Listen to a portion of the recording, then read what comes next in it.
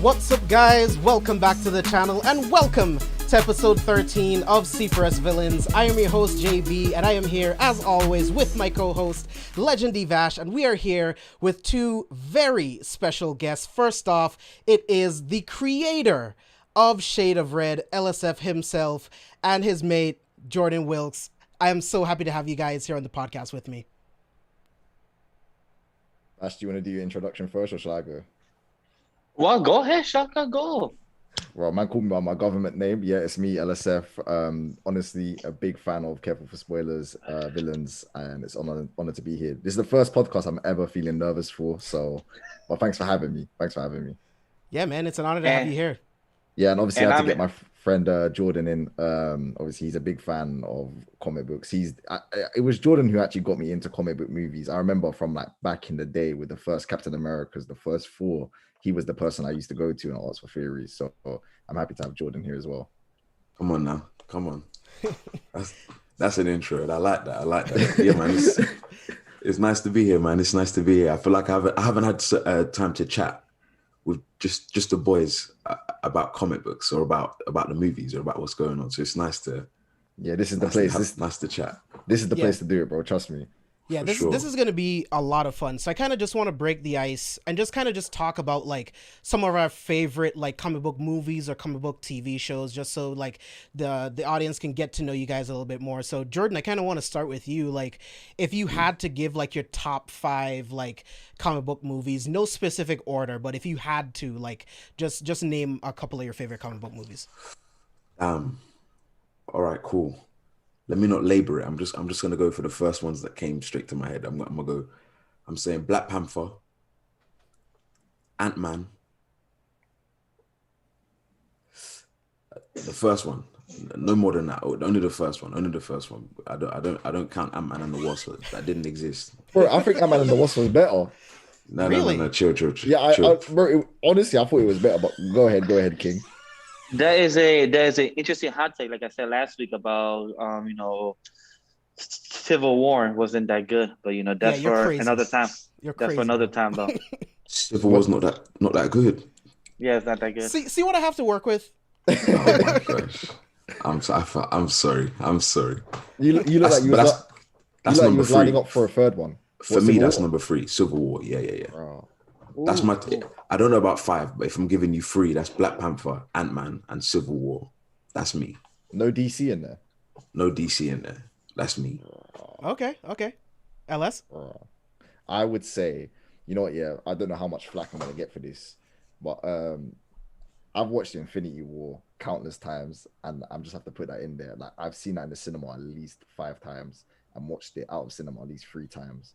So, yeah. I'm gonna have to put Infinity War in there. I'd say Civil War as well. Actually, no. Winter Soldier. I like Winter Soldier better than Civil War. Like, Civil War's in my top 5, but Winter Soldier is up there. And I remember in sixth form, it's basically like college for you guys. Jordan was telling me about Civil War. I'm not Civil War, Winter Soldier, and he was telling me that this is the next thing, like this is gonna blow your mind. And I didn't believe him at the time because I didn't really rate Captain America. But when I saw it, it was a film that like he said, it blew my mind. Like, I was surprised of how good it is. I was surprised how much respect I gained for Captain America. And like that, Cap became one of my favorite characters in the MCU. And thirdly, Man of Steel. Man of Steel is up there. That I remember going to the cinema with my father and watching Man of Steel and the whole scene with Zod when he came down. I was scared in the cinema. I was like maybe like 15 or something. I was still scared. I was like, yo, why do I feel so uneasy? Like, it's the first time a superhero film's ever done this to me. Like, telling me that you're not alone in that. That was honestly something that is always going to resonate with me. It's the closest thing that I'm going to ever have to Dragon Ball Z live action. So, that's why Man of Steel's up there for me still. Yeah, man, respect. Vash? For me, it's Man of Steel, the first Iron Man. Damn, I'm trying to think about what's the third one that I like. Guardian of the Galaxy, the first one was really enjoyable, and I do like to rewatch that, so I guess I'll count that. Yeah, it's a lot of fun. Am I the only person that prefers sequels? Like I preferred of the Galaxy 2 and Ant-Man and Wasp compared to the first ones. I, Oh, I man, think that's Guardians 2 is dog shit, bro. No, like listen, Dog James, James. I usually agree with you, yeah, but listen, yeah, I went into that cinema expecting the comedy from the first one, but I remember at the end of the film, I remember I was at university, tickets were like dirt cheap, so I went and saw it at 12 o'clock, bro. About 3, 4 people were crying in the cinema, and I was one of the four. But like, it was so sad. Like I didn't expect it to be that sad. I don't You care say about crying. Star-Lord meeting his dad. I don't care about him playing catch with an energy ball with his dad.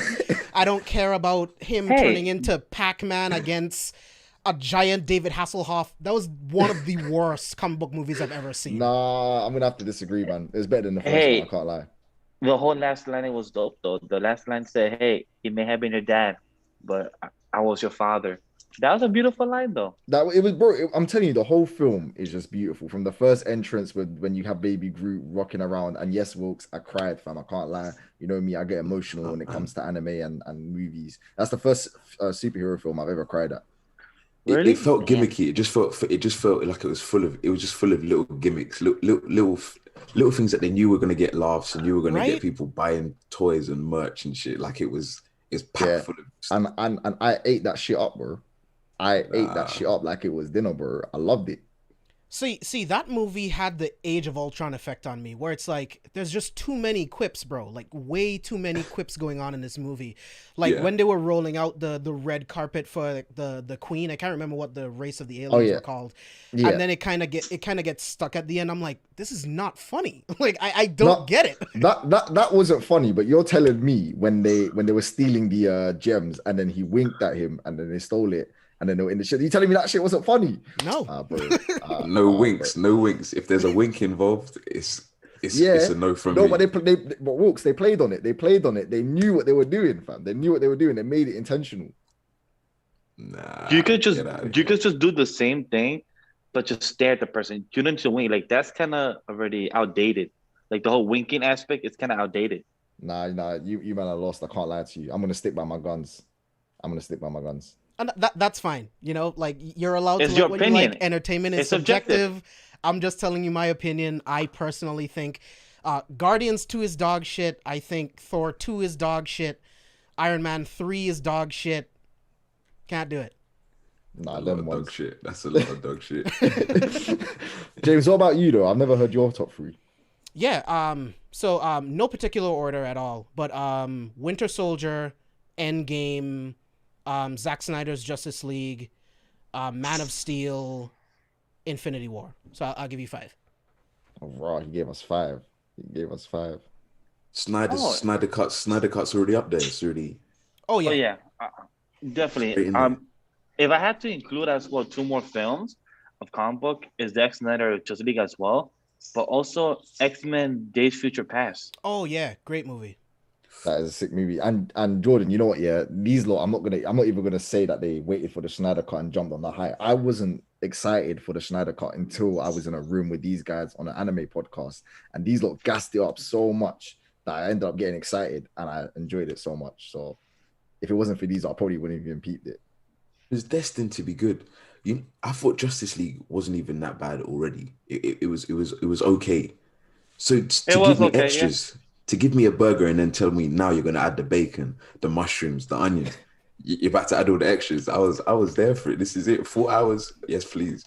I'm allergic to Hey, mushrooms, so I wouldn't have enjoyed it like that. But yeah, no, it gave you the extra toppings. I remember when I left the cinema for Justice League, I was thinking, yeah, it wasn't that bad, but it left me wanting more.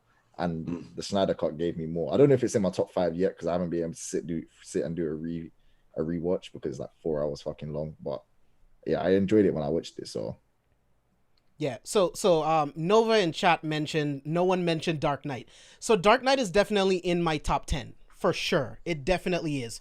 But for me personally, I think Heath Ledger's performance is so good in that movie that people think that it's way better than it actually is. Again, out of all the comic book movies that exist, it's still in my top 10, but not my top 5. It's in my that's what top 20. It's in my it's top 20. top 20. Top 20. I don't find any of the Nolan Batman films that crazy good to be in my top 10. I think it's my top 20.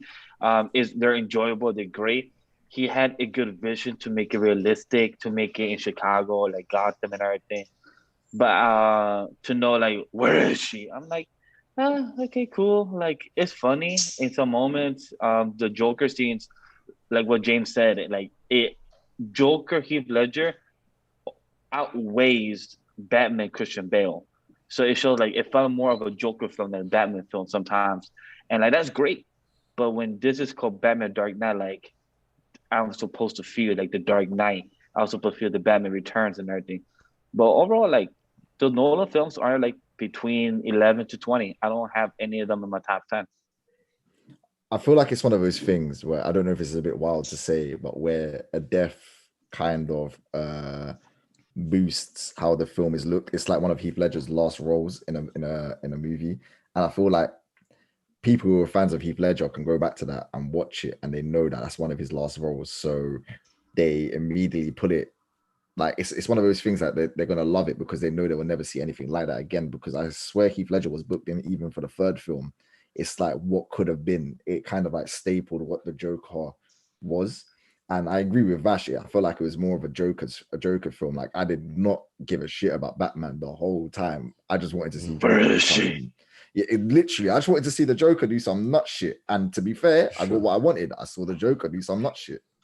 Just imagine if it was Heath Ledger Joker with Ben Affleck Batman, I would have preferred that combo. Oh, that would have been. I would prefer that combo. Yeah. That combo would have been amazing. Nah. That combo would have been magic. Hell, you don't think Wilks? Man. Why not? Nah. I feel like Ben Affleck's Batman. It feels more. I don't know. It's more comic booky. The universe just feels too different. It feels too different. Like Heath Ledger's Joker. It just feels they rooted him in realness. Right. I hear what you're saying. I hear what you're saying because if that was Ben Affleck's Batman, there's no way he'd be asking where is she. He would have broken like 3 of these legs already. Like, that's what I'm saying. He would have Invincible style. He would have an Invincible style. Just ripped him into 2 pieces. No, I hear that. I in a way, I feel like Ben Affleck's Batman is one of the guys that is just fucking invincible. Actually, like no matter what situation he's in, he always got out. There's no way that Nolan's Batman would have stood a chance against Superman at all. Like he was getting his back broken by Bane. It was ridiculous. Yeah, he was getting his back broke by Bane. I have a love-hate relationship with the Nolan Batman movie, right? Like, I feel like Nolan did a great job basing Batman in realism, but Christian Bale isn't my Batman for a couple different reasons. Like, and it has nothing to do with him, but I don't like the fight sequences in the Dark Knight trilogy. I think the fight sequences are done really poorly, if I'm being honest. And my Batman would not take 8 years off just because his girlfriend died. Like his promise to his parents is way more important than his girlfriend dying and him just taking 8 years off. In that 8 years, Gotham is still a shithole. Little kids are losing their parents. People are ODing on drugs. That's not what Batman does. You sacrifice everything that was Bruce Wayne to be this symbol. You don't take 8 years, bro. Not 2 weeks. 8 years? That's not my Batman, bro. I don't care what anyone says. Yeah, but the only time Batman has taken a break is when either Grayson, Robin gets kidnapped or something, or when he gets badly hurt, like his back broken. That's the only time he takes a break. But 8 years is like my dude's depressed. Like I get it, depression. Like, your girl left you. All right, cool. Take a 6 months break, a year. Nah, bro, that's too long. Go be a player in Paris for a while. Go be with a bunch of playboys and playgirls and everything. But 8 years, that's like really? 8 that's years? Not who he is. Bruce Wayne is the facade. Like, so he wouldn't actually do that. Like, that's the facade. Batman would push through the pain and keep fighting. If anything, he would be out that same night breaking more limbs because the job still needs to get done, bro. Like, Jordan, what are your thoughts on this? No, I hear that. I was just thinking, if I took a break for 8 years, there's no way I'd be coming back. That 8 years would finish me. I'd be done. So I know what you're saying. I feel like, Batman to just be Proactive. to just he's always there. He's always Yeah. there. He doesn't take breaks.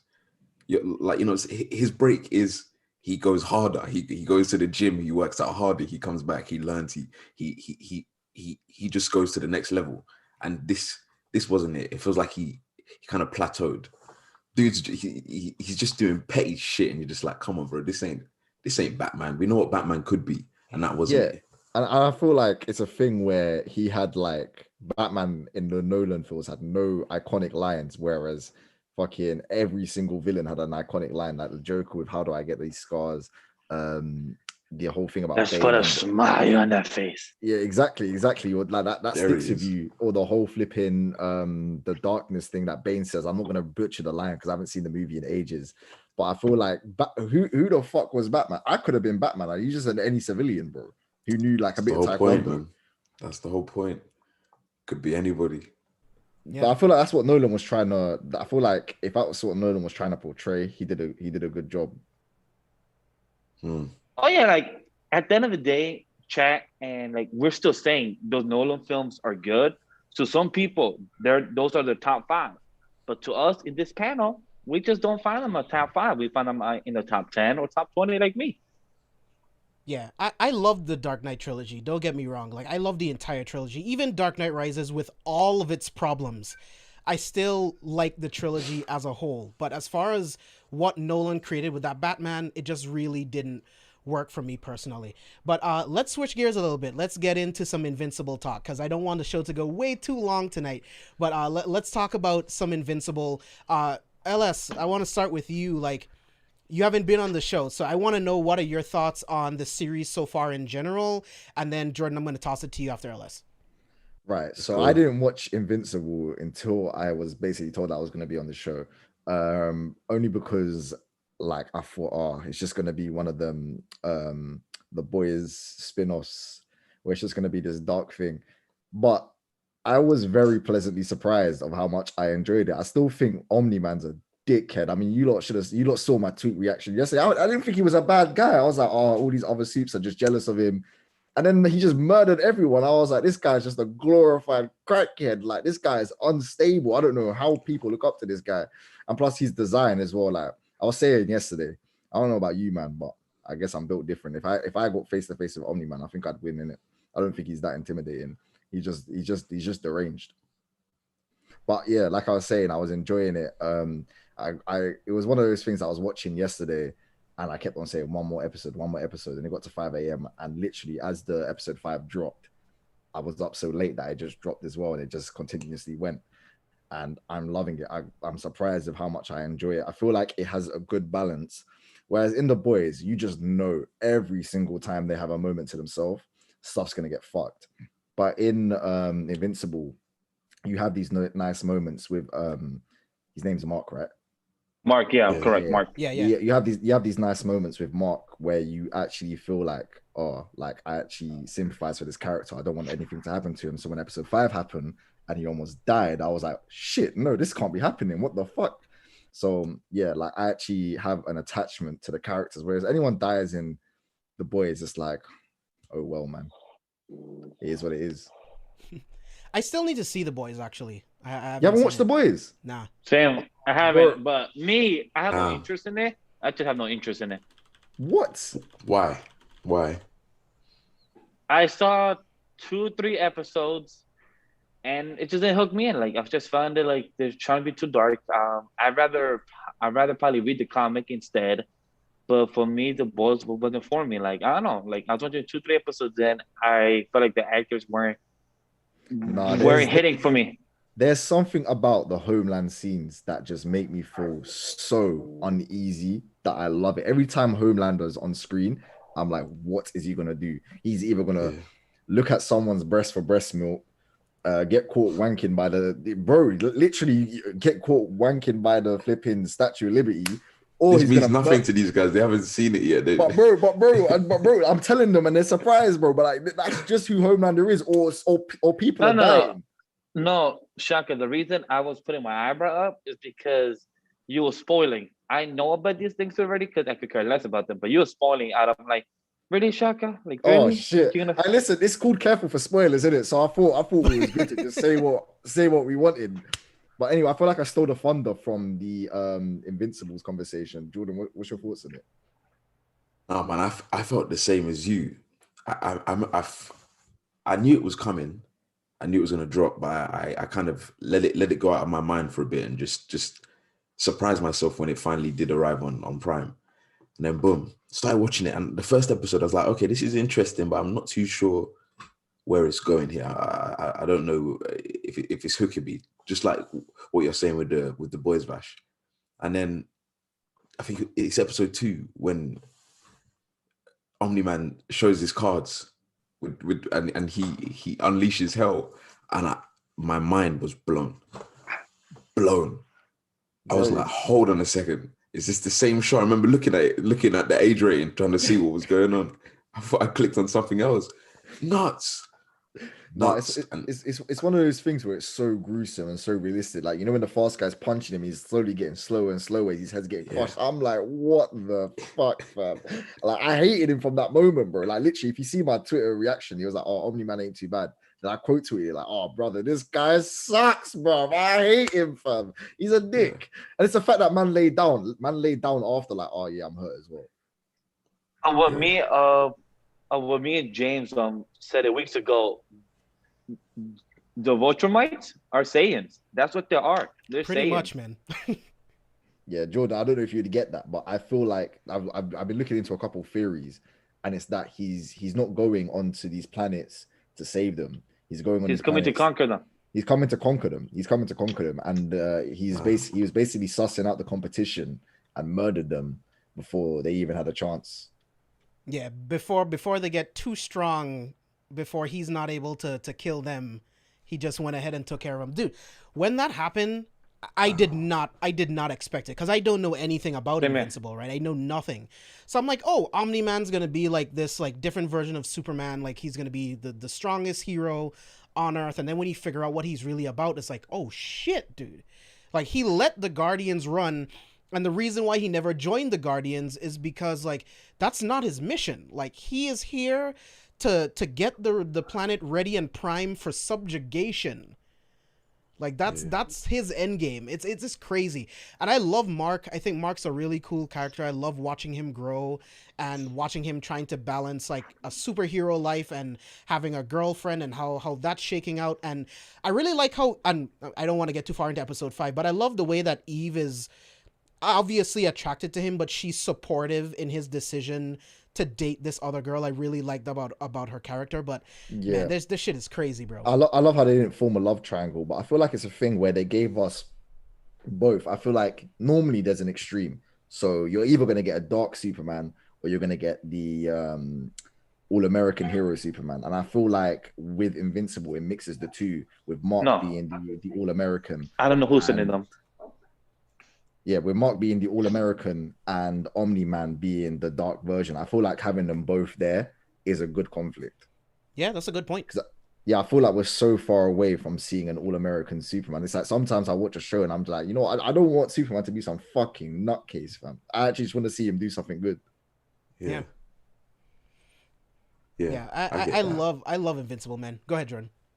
Yeah, I get that. Like, it's just nice to see. It's nice to see a different kind of story. I feel like we were getting the same types of cliche stuff. I was watching things like The Boys and Umbrella Academy. It's kind of, I can guess what's happening halfway through. I'm like, yeah, I kind of know how this is going.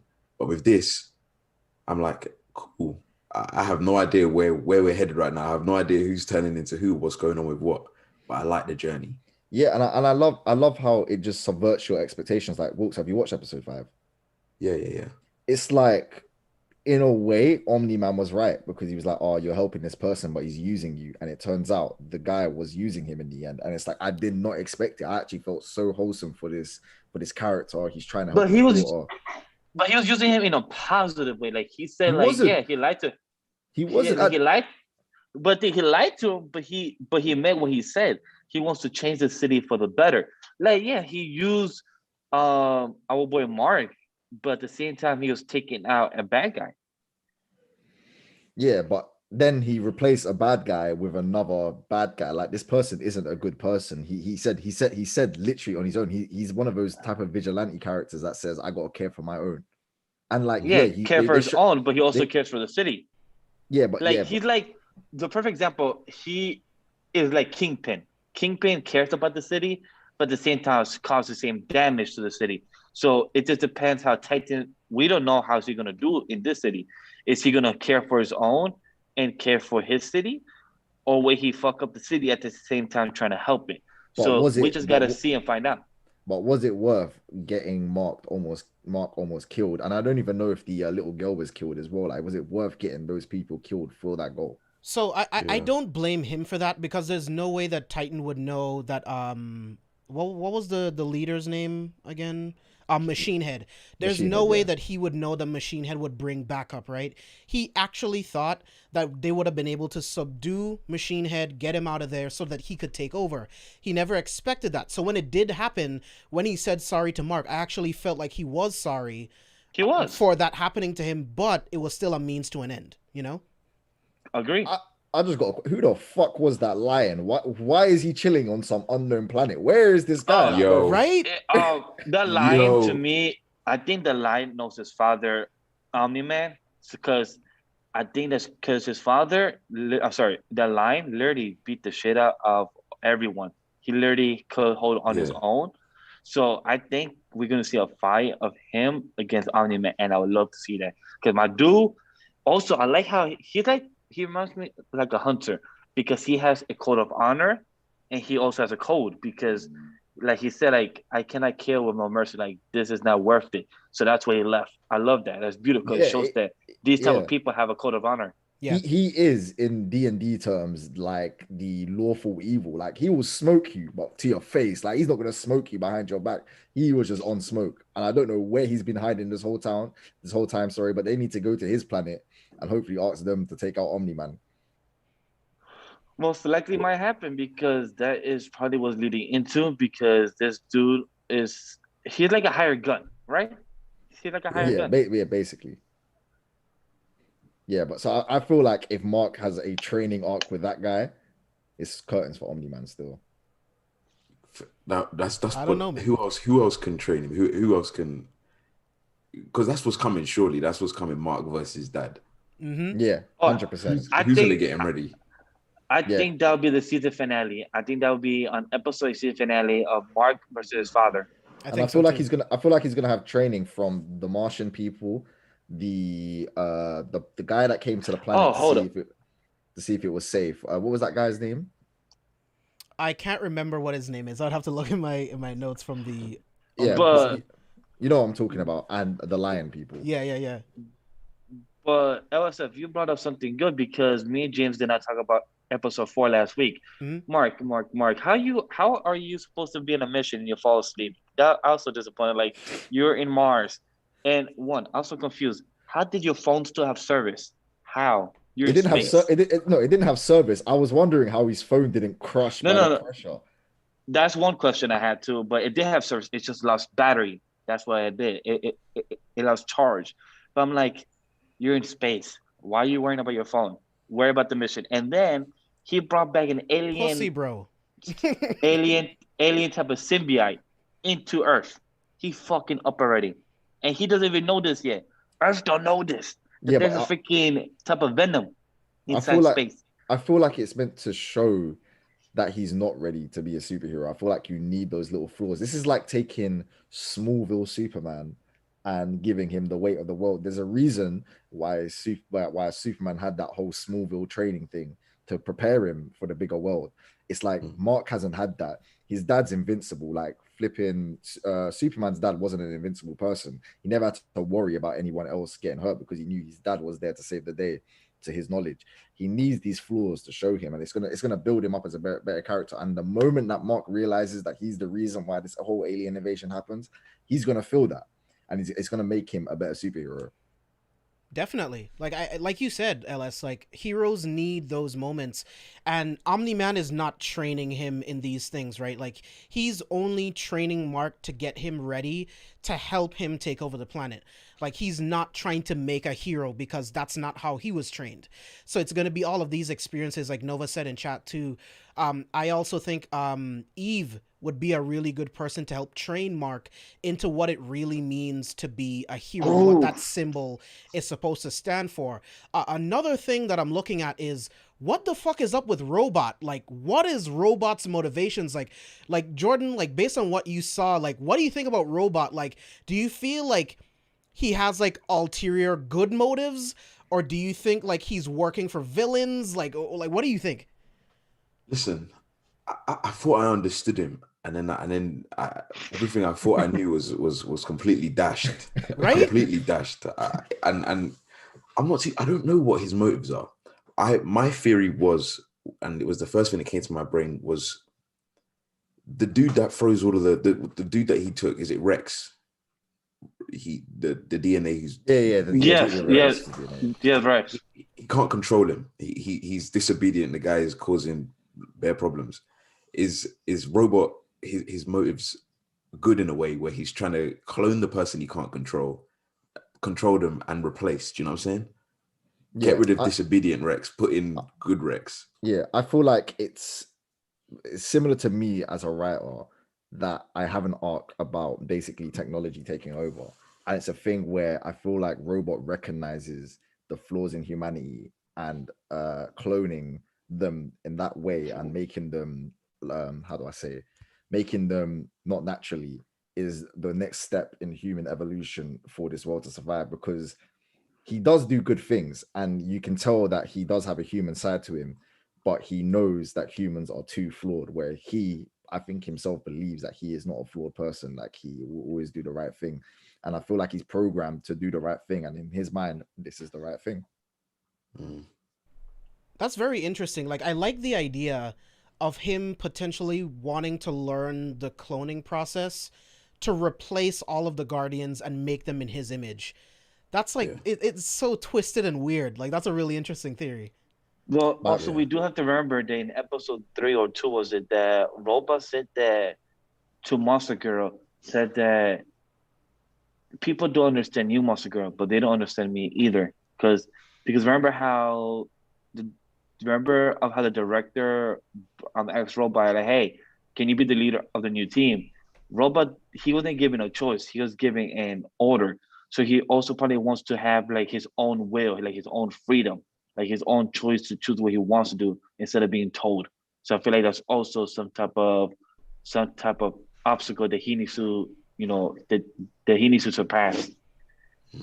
Yeah, and they also don't see him as a sentient being. They just see him as a robot, right? Like, he is a sentient being with thoughts and feelings, as a matter of fact. So it's like, I wonder if he's just doing this to like get like a sense of understanding from the human race. Like, I don't know. As soon as this series is done, I'm picking up the comic and I'm not stopping until it's done, bro. Like, I'm seeing in the comments people are not liking Rex. What's your guys' thoughts on Rex? Rex is a douchebag, bro. Like, I put it out on Twitter. I'm like, am I the only one that is just waiting for the moment where Rex dies a horrific death? Yeah. I need him dead now, bro.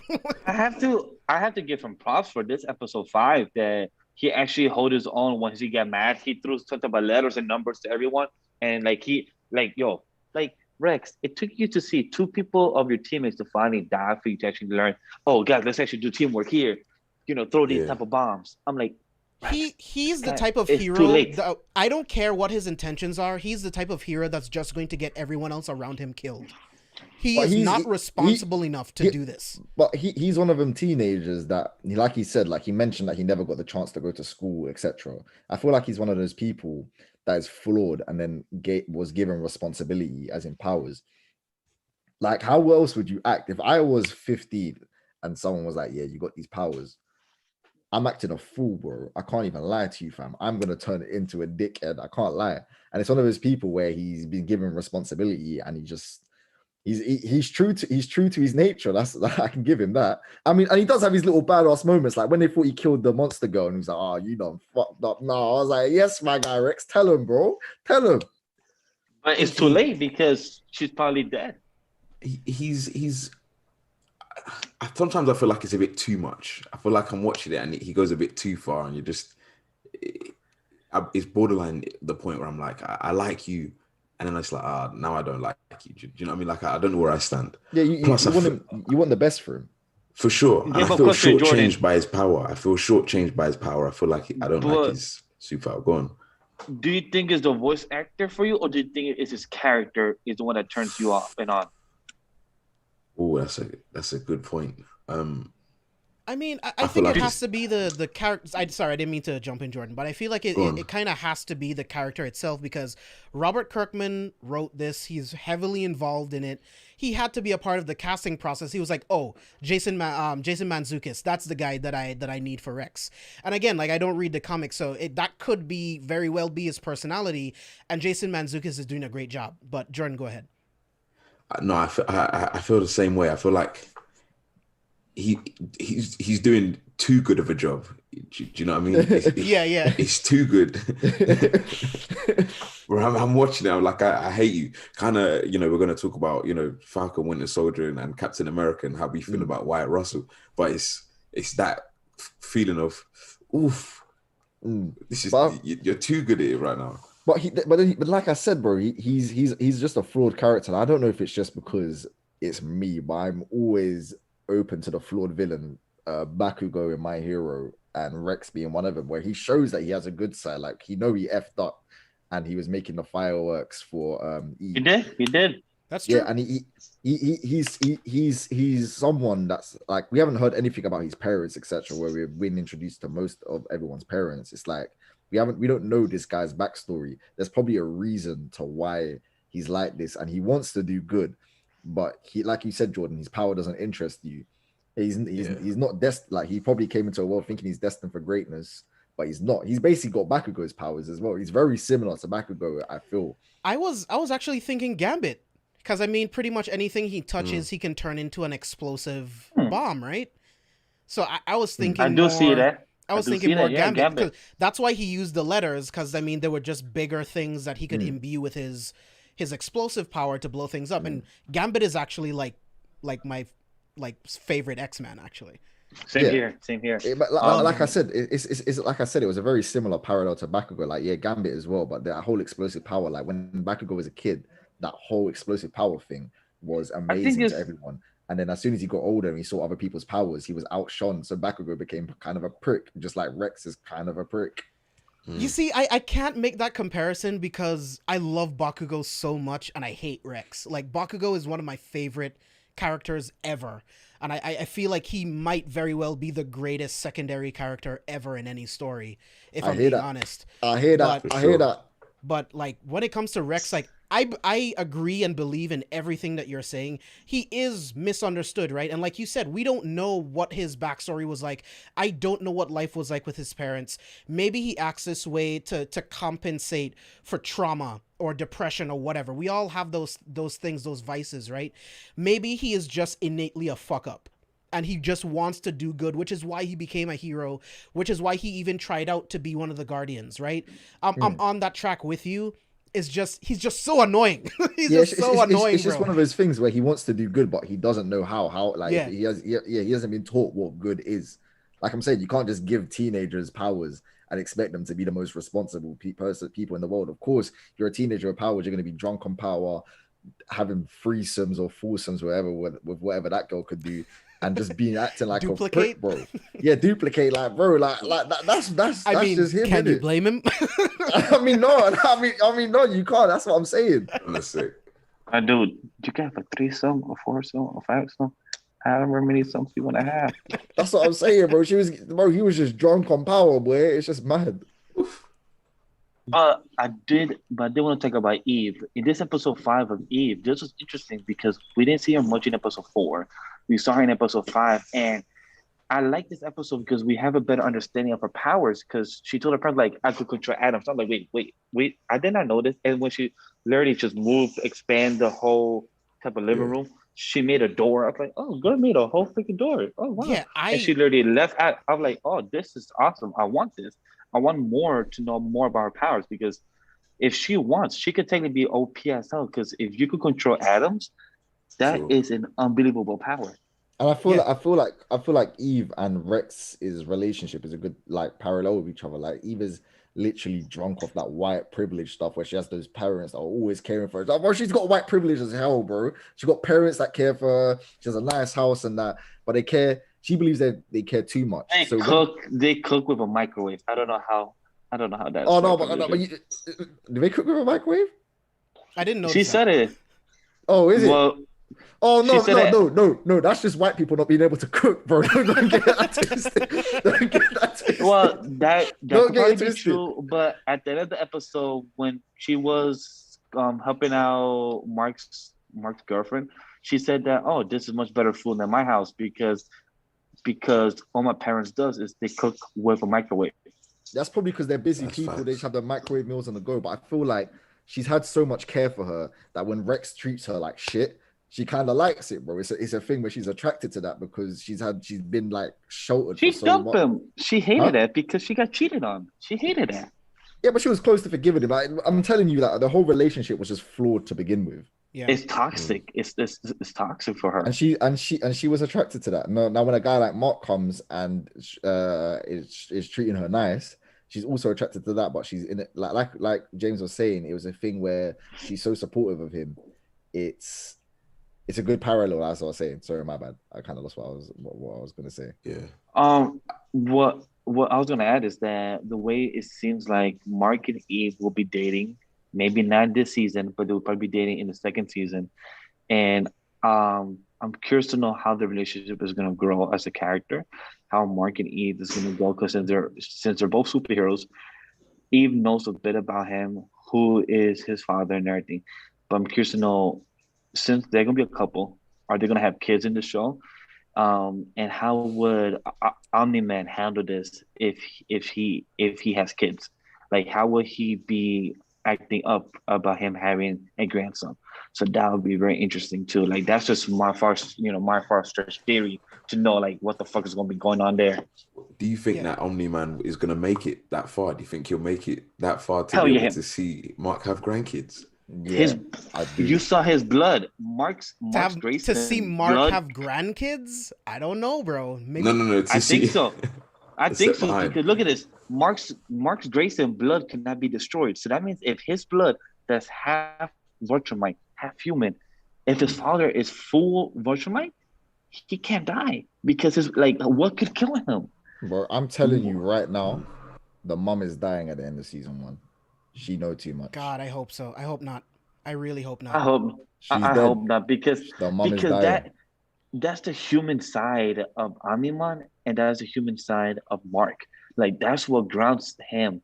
And if And when she that's gone, dies, we're gonna see a different Mark. I'm telling you, bro. She is dead. I every scene that they're together, I feel the tension, as in the tension that I feel with Homelander. She's dead, bro. R.I.P. in it. Man. She's a good mom and that. Real quick, like, I want to know, like, Vash brought up a really good point. So I want to know, like, who do you think, Jordan, I want to start with you. Who do you think Mark will end up with? Because I feel like Eve is a great partner, right? Because she's a hero. She knows what that life is like. If he has to go, she's not going to trip, right? But Amber is also a super strong, independent woman who I think is a great match for Mark. And I think he just needs to tell her, see how she feels about it, and if she can deal with it, then I feel like they would still be a great couple because she's strong enough to handle it. So, like, I want to know what you guys think who Mark will end up with. I think what I would like is Mark and Amber. That's who I'm shipping. That's who I think is. I just feel like she will be able to understand, and it's going to be nice to see them navigate that. Like, how does she digest that information and help him with it, and how does he help her? And I feel like I want to see that develop more than Eve kind of training him on how to deal with social versus, like, I'm getting that already from him and his dad. I don't want more of that. I want more of what I'm getting already with Mark and Amber. So that's what I want. That's what I want. Whether it goes there, I don't know. It's looking rocky right now. I'm not too sure. I'm telling you right now, if it's not the mom that's dying at season 1, it's definitely Amber, bro. Don't tell me that, bro. Don't tell me that. Bro, I was looking at. Do you think Omni-Man would kill Amber because she's in the way of Mark Yes, training and doing what he needs to do? This guy's fucked, bro. This guy's effed, bro. I'm telling you, he's a dickhead, fam. But like I'm saying, he doesn't want his son to live as a human. He keeps telling his son like he needs to learn how to be a Ultraman. He tells his wife, he like, hey, I'm gonna be teaching him my ways. And the mom was like, who's the one that taught you how to be a human? Who's the one that taught you how to be a hero? Me. So what can I teach my son? He doesn't want Mark to be growing up or have a relationship. He wants the one to kind of control him.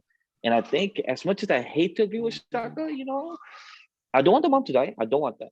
But I think Ember could be the one that could hit the knock on wood or anything. Like I don't want her to die. I can't. But bro. It's a writing theory.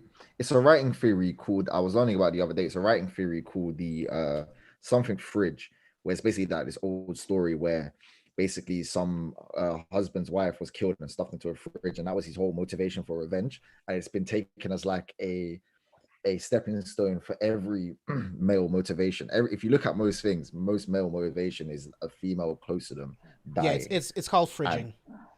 Fridging. So I feel like Mark is gonna have his fridging moment, and it's either gonna be Amber or the mum. They're curtains, bro. Don't tell me that, bro. That breaks my heart, man. Like I don't want Debbie to die, bro. Like Debbie can't die. Like Debbie knows too much. Bro. She does, bro. Debbie, like, she found the notebook. She already has her own suspicions. She found the suit. I think I think she's going to give the suit to someone else. To whatever the organization is called, I can't remember right now. They're gonna analyze all the DNA, the blood, and they're gonna realize that he did do it, and he'll have to kill her so that they don't find out. Oh my god, I hope not. Please. Bro, literally, I can imagine it now, like her crying, him saying sorry, and him just choking her to death, bro, and acting like it was an accident. Damn. Man, what type of monster is this dude, man? Bro. I can't even imagine. I'm trying to imagine what he can do, but I just feel like anything I can imagine, it's going to be at least 10 times worse. Do you know, bro, what I mean? I just don't know. He's a prick, bro. He knew these lot. Bro, you saw him at the funeral, bro. Like, bro, when this guy was crying, saying, "Oh, yeah, I just after seeing the League of Superheroes get killed, so I'm just worried for Mark." When I saw him barefaced lie like that, fam, through his mustache and everything, I was just like, "No, this guy can lie through anything, bro. He can lie through anything." I'm just glad that the organization never believed him anyway. Because, I mean, like, look at Omni-Man. Who can really beat him? Who can beat him and the Guardians at the same time? It just doesn't make sense. I feel like he should have, like, maybe gotten them off planet and tried to kill them, like, on a mission off planet. Like, this was a really bad plan. But maybe he doesn't care because he doesn't think that anyone can do anything about it. Because he's Omni-Man, right? Like... And I trust that. I believe in the mind power of that guy with a scar on his face because he gives me so much Constanus. Am I saying it right? Constanus vibes. Constantine. Yeah, Constantine. Sorry, Constantine. I don't know how I butcher his name, but he gives me very Constantine vibes. And Constantine can find his way out of anything, just like I believe this guy can find his way out of anything. It's gonna be interesting. I'd like the teleporting. The teleport guy. That is really cool. I like the teleporting. I just find the teleporting just satisfying. Just the fact that they've explained that as a way of getting around so smoothly that I'm just like, yeah, I buy it. Every time someone appears somewhere magically, I'm like, yeah, I get it. That makes sense. What did you think about the Devil Detective as well? I rated that guy, you know. I loved him. We talked about this before. He was a nice mixture of like the Question and like Etrigan to me. Like, I feel like he was a great mixture of the two. This great, like, detective. I absolutely loved it. Yeah, he's like Hellboy with a brain, so I kind of liked it. Yeah. And I feel like he came in at all the right moments. He slowed things down or added new information just at the right moments when you're like, okay, cool, I needed a little something to change up the pace. Yeah, and he was the first. And he was the first guy to start up to Omni-Man. Like when Omni-Man's like, "Oh yeah, stop getting involved in my business." So he's like, "What are you gonna do? Kill me?" Like, shut up, bro. You can't even do that, bro. You know the fuck I am. And then he said, "I got the book to take you back to hell." I'm like, oh shit. Wow, that was a cop out, fam. That was a cop out, man. I swear down. How was it a cop out? Because how the fuck are you just reconstructing a book to send the devil back to hell, bro? What does that even mean, bro? What kind of Indiana Jones shit is that? I mean, He's who knows? Omni-Man. Who knows how long they've been doing that, right? Like, how long have they been trying to gather these pieces, and then who knows what kind of technology they have to decipher whatever it is to figure out what the rest of the text even says. Like, I think it's really, really cool. Yeah, I guess. I mean, but I just wanted to see more of him. But I feel like he's still around. Like when the woman went into the closet, I feel like he's still around, influence shit from hell. So Yeah, it's He'll be interesting back. that his book gives the same effect when he's in a room. Like the book That makes was the room really that was cold. interesting. Yeah. That was interesting that his book still gives that vibe. I'm like, interesting. I wonder why. So like, I find it very fascinating to know, like, maybe his book could bring him back from hell because it's still connected to him. Maybe. I don't know. The only thing that worries me when I get characters, the side characters that are this good, I always get worried that by the end of this series they won't have explained it well enough, or it gets rushed, or you know, I'm enjoying the pace of his story now. I just don't want I don't want him to rush it. I don't want it to come to nothing. Like I want it to be a nice, satisfying end. yeah, that's the thing about Invincible. I was looking at a couple of tweets today. The pacing is something that's not even hardly talked about. The pacing of Invincible is great. Like in a whole episode, sure. you can feel a mix of emotions, and I love this series for that. Like I said, not to shit on the boys because the boys is good at what it does, but the boys will give you one emotion throughout the whole thing, which is just dread, basically. You're waiting for the next like fucked moment from Homelander, but this gives you such a good parallel, and the way that they pace it is so well that I'm just here for it, man. I honestly cannot wait for next Friday. Or Yeah. Thursday, not Friday. Yeah, next Friday, episode 6. Like you said, man, the pacing's amazing. And like Nova saying in chat, like, what if the book has some spell or something that will allow him to come back to this plane? Because I mean, as a detective, he has to know that at some point someone is going to use that leverage against him to send him back to hell. So what if he put something in the book that would bring him back in the event that he was sent back to hell? So I think that's really interesting. We have to wait and see, innit? I don't know, bro. I can't predict Invincible. It's one of those things that I just can't predict. So I just have to wait and see what happens. I mean, I'm sitting there talking about fridging, people dying. I might be completely wrong, bro. I might be completely wrong. That's just the way that Invincible is. Yeah, it's really unpredictable, and I love that I don't know how it's going to go. I like that I don't know what character is going to bite the dust at any moment. And like there's so many different Easter eggs, so many different things that they're setting up in this show. And I love it, man. Like this show is really, really special. Like Vash is lucky that I love him because he wants me to wait until the series is done before I start reading the comic. I'm like, bro, you're so lucky because I want to read it so bad, bro. It's so good. Yeah. The only thing predictable in Invincible is that I'm just waiting for that moment of when they say Invincible for the title card comes up. It's like the Simpsons when you're like, oh yeah, it just happens, bro. I love it. I love it. If James, may I give like my last thoughts before I go? Because I'll be back in 20 minutes. But may I give my last thoughts? Yeah, do you think about Invincible? Yeah. I do want to say episode 5, amazing as hell. I don't know where the fuck we're going because Mark is literally heavily type of injured. My dude literally got a whole type of axe type of hammers thrown at him, literally to his chest. I think like good like 5 times. I'm like, my dude literally was getting smacked around like a toy dog. So I'm really curious to know where's that gonna go. And Eve probably gonna meet him at the hospital because Eve got told that he was there, and like, hey, maybe Ember has an idea like, hey, maybe he's a superhero. That's why he comes late and always like, hey, if you have seen comics and everything, you should know when a lot of guys or women are late and has no reasoning, you should know that they're probably superheroes. Like, come on. But overall, this series, I love talking about it. I'm happy James kept with my promise to not read it. But I know goddamn well after it's done, we're going to review it. And cannot wait to season 2 because we know Amazon likes to take their time with season 2. Facts. Yeah, man. For sure. Really, really. But guys, good show. I'll be right back in a good 20 minutes. All right. Enjoy. Peace and love, man. Yeah. But like Rob is saying in chat, like, what do you guys think Titan will do next? Like, I really like that he's in this position now where he's pretty much setting himself to own all of this property, to give people back their homes, to give people back their community. You know what I mean? And that's something that I really, really appreciate. And Mahershala Ali was great casting as the voice actor for this. Like, Jordan, what do you think?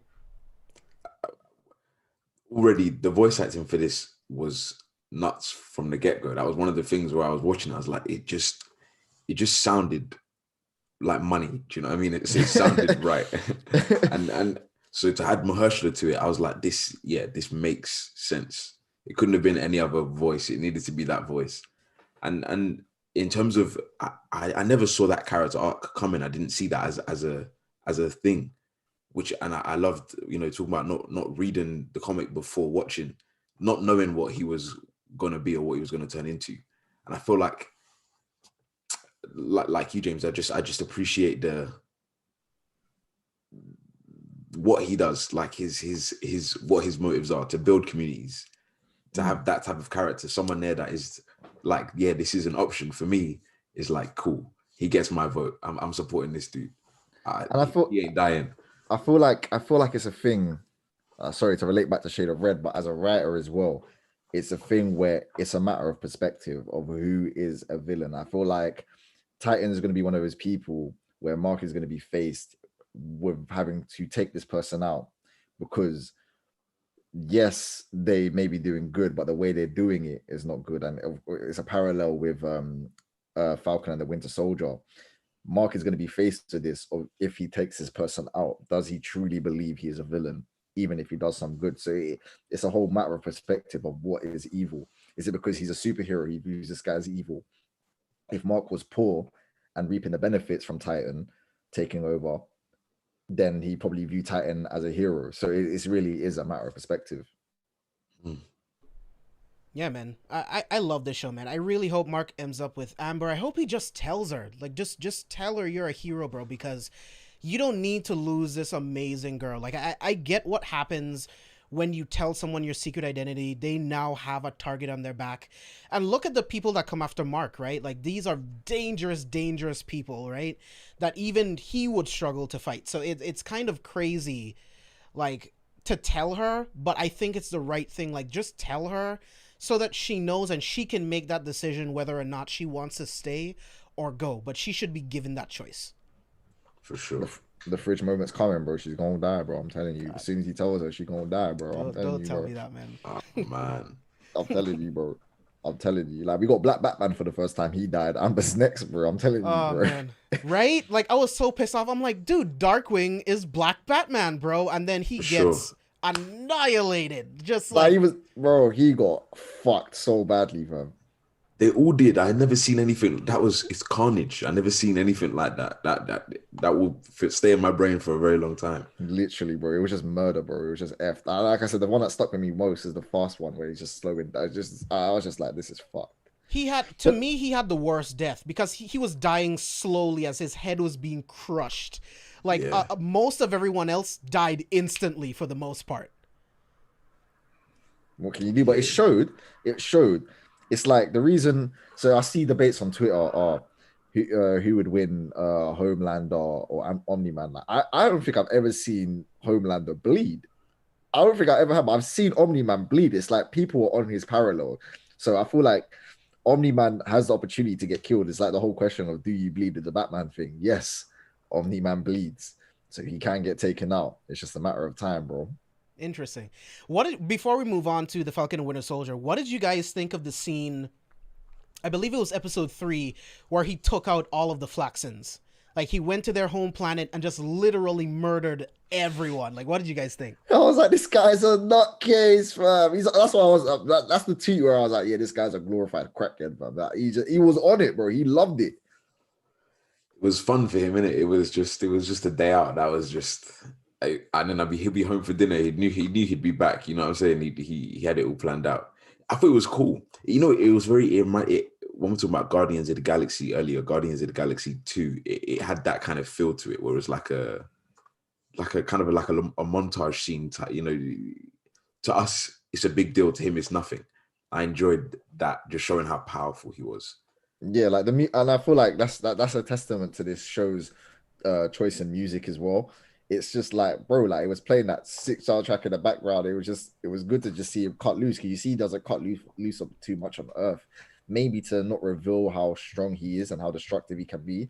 He's holding back, but when as soon as there was no cameras on him, he's like, cool, let's get busy, boy. And he just absolutely destroyed them, fam. Yeah. They were fucking annoying, those aliens as well. I didn't want them to come back. They came back like three times in that one episode. I'm happy that he just got rid of them, fam. Yeah, I appreciated that though. I appreciated that, the explaining how their sort of system works, their hierarchy works, and that one rising up the ranks to be the leader. I appreciated that. That felt like a nice little. It was a tasty morsel. I started the meal, finished it. I was very happy by the end of it. You know, and it just goes to show, like, with no matter how much like they advance, like they may be a problem for Mark and them lot, but they're still not a problem for Omni-Man. It's like they can't just advance and defeat Omni-Man. I want to know where the hell all these other race is. And I was a bit like when the Martians said they knew what the Omni-Man's race is, and they didn't like say like how evil you guys are. Like, I was surprised they didn't know. So how comes the Martian man didn't know about him? Like, it's weird. It's so like eerie. That is a good point. Like, how long was he on Earth that he doesn't know about the Viltrumites? That's a good point. So I don't know. I want to know more about the Viltrumites, but I feel if there's a couple of Viltrumites, I'm saying like 5 of them, it's curtains for Earth, bro. I don't know what they're gonna do. Yeah, and I haven't seen a lot of spoilers, but I have seen that there are Viltrumites way stronger than Omni-Man. So it's like, bro, what? How does it get stronger than that? I feel like we're gonna get a Vegeta thing where some other Viltrumites are gonna come to Earth and be like, bro, why the fuck haven't you destroyed it yet? Like, what's going on? Like, that's a good point. Yeah, like, what the fuck is going on here? Why is Earth still? You've been here for like 12 fucking years, bro. What the hell? What's going on? So I don't know, man. I don't know. That's the beauty of the show. You can't predict. Really can't predict. You can't predict. There's no way of knowing. Yeah, I'm trying to picture it of how I would write it, but even then, I'm not getting things right. So fuck, you know. Yeah, man. Robert Kirkman is a really good writer. Like, I love The Walking Dead, and this is shaping up to be incredible, man. For sure. Excellent stuff. Yeah, so let's switch over to our spoilers discussion, full spoilers discussion on the Falcon and Winter Soldier episode 4. This was by far the best episode that we've gotten so far. From beginning to end, this episode was absolutely insane. But Jordan, I want to start with you. I want to know, like, what were your overall thoughts on the Falcon and Winter Soldier up to this point? Just your general thoughts. My general thoughts, I jumped in episode 1, seeing Sam Wilson doing the dog fights. Yes. Inject it right here, please. That's how I felt. I thought finally he literally has got wings. I thought I've been waiting for this dude to become the Falcon that we all know and love, and he wasn't getting the airtime that he needed in the movies. Now the dude is flying. I thought, yes, this is it. And then since then, it's just gone at a nice pace. I feel like the way that the characters have unfolded, the way that we've got a nice insight into. It's like put a full stop. You know, Captain America, Steve Rogers, Captain America, he's done. And I feel like Winter Soldier, he's done. You know, he's moving on to different things. And seeing that story unfold and being like, okay, this is the journey we're taking. I've been like, yeah, I can get behind it.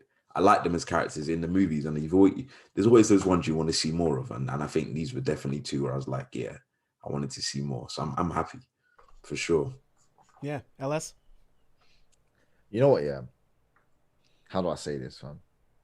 There's a thing where I didn't really care for these characters, yeah? And I really didn't when a member of Team Shade of Red was like, I don't care for flipping Captain America and his little friends. And I was like, you know what? Do I care for these characters? Do I? But then as I'm watching, the more I'm starting to take a liking to them, and not just them as a duo, but them as a trio. Now with how do I say his name? Zemo,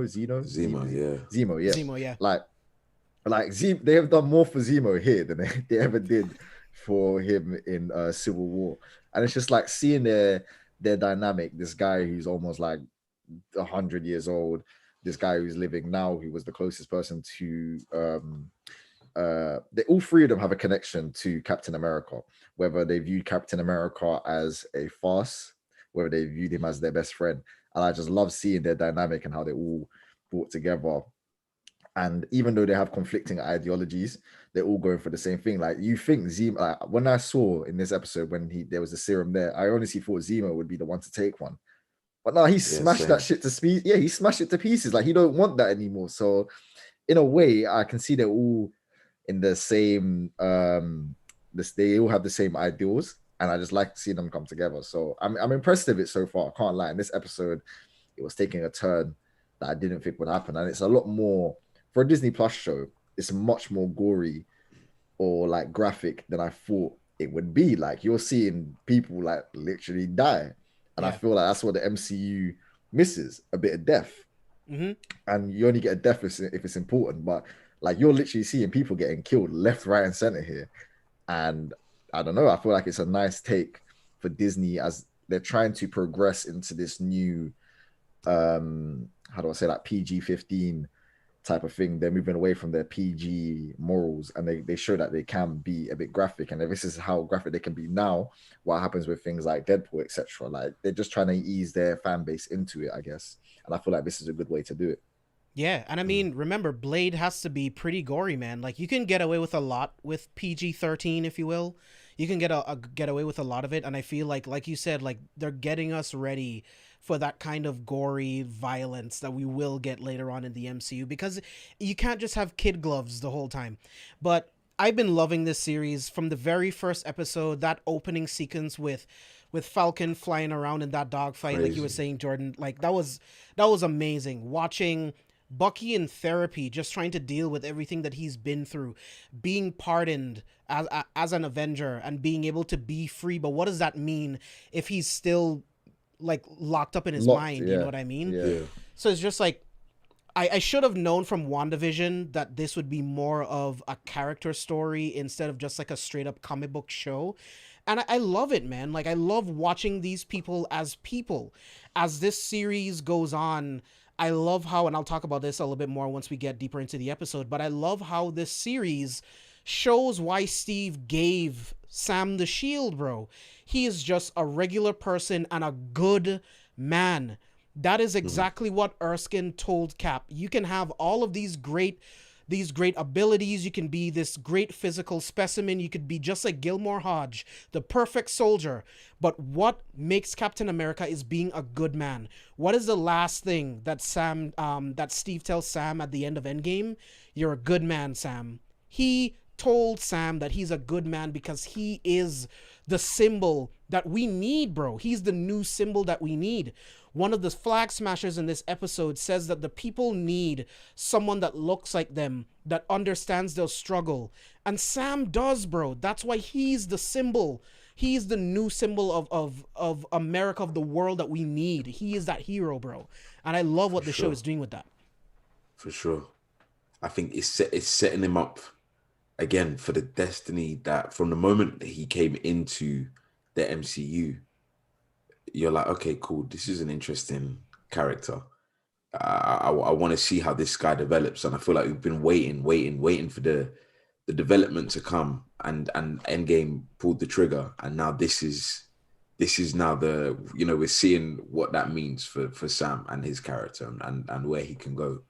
And when you're juxtapositioning Sam Wilson with John Walker, you love Sam Wilson so much more, because I can't stand Captain America right now, man. I can't do it. I will never call him Captain America. He is The John thing is, Walker. Disgrace. I actually kind of like him, bro. I can't lie to you. No. I kind of like him, bro. All right, LS, talk to me. I don't know, bro. Like, bro, in a way, bro, I don't know what it is with me and flawed superheroes, fam. Like, I'm not gonna lie. If it was a girl and she was a flawed superhero, I'd probably love her to bits, fam. I can't lie, fam. But I don't know what it is, bro. It's the fact that he's just a flawed person, bro. Like, how can you give someone the mantle like that? And you've seen him try to cooperate with Sam and the Winter Soldier, and they're just not having it. Maybe it's because they have this like sixth sense. He's not ready for the mantle, but who really is ready for that mantle? Sam wasn't. Bucky wasn't, and he was given this opportunity. Like, imagine if you was an American soldier and someone came up to you and I was like, you know what, James, I want you as the next Captain America. Are you gonna tell me no? You won't. Yes, You I won't. will. I will. You will. You're a liar. You're a liar, bro. You're a liar. You're a No, liar, and bro. I'll tell you why. I don't feel like I can be the symbol of hope for an entire like world of people. Like that's not who I am as a person. Like I can aspire. I can aspire to be a great hero. Like I would definitely want to help people. I would definitely want to be an Avenger, but to be the symbol of Captain America, I don't think that I would be the right fit. And that's why Sam gave up the shield in the beginning, because he didn't feel like he was that fit to be the symbol at the moment. I feel like he didn't think he was that fit either. Like he said, he was a regular man, and when they listed the things that he did do, and it was a good parallel to things that Steve Rogers had done before he was before he became Captain America. And I feel like he's a good how do I say this? He's a good person, but you're seeing what would happen if you don't have the mantle mentality. Like this episode, he's just gone on a butcher and he just killed that guy in front of many people. And it's like, bro, that is the reality for most people. How many Steve Rogers are you going to find? But in a world where they need a Steve Rogers, you have to find the best.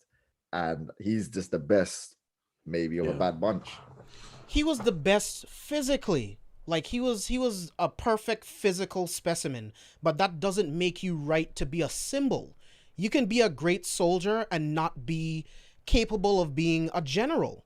You know what I mean? Yeah. Like John Walker should be someone that takes orders and he needs someone to rein him in. He can't be the head. Like that's not the position for everyone.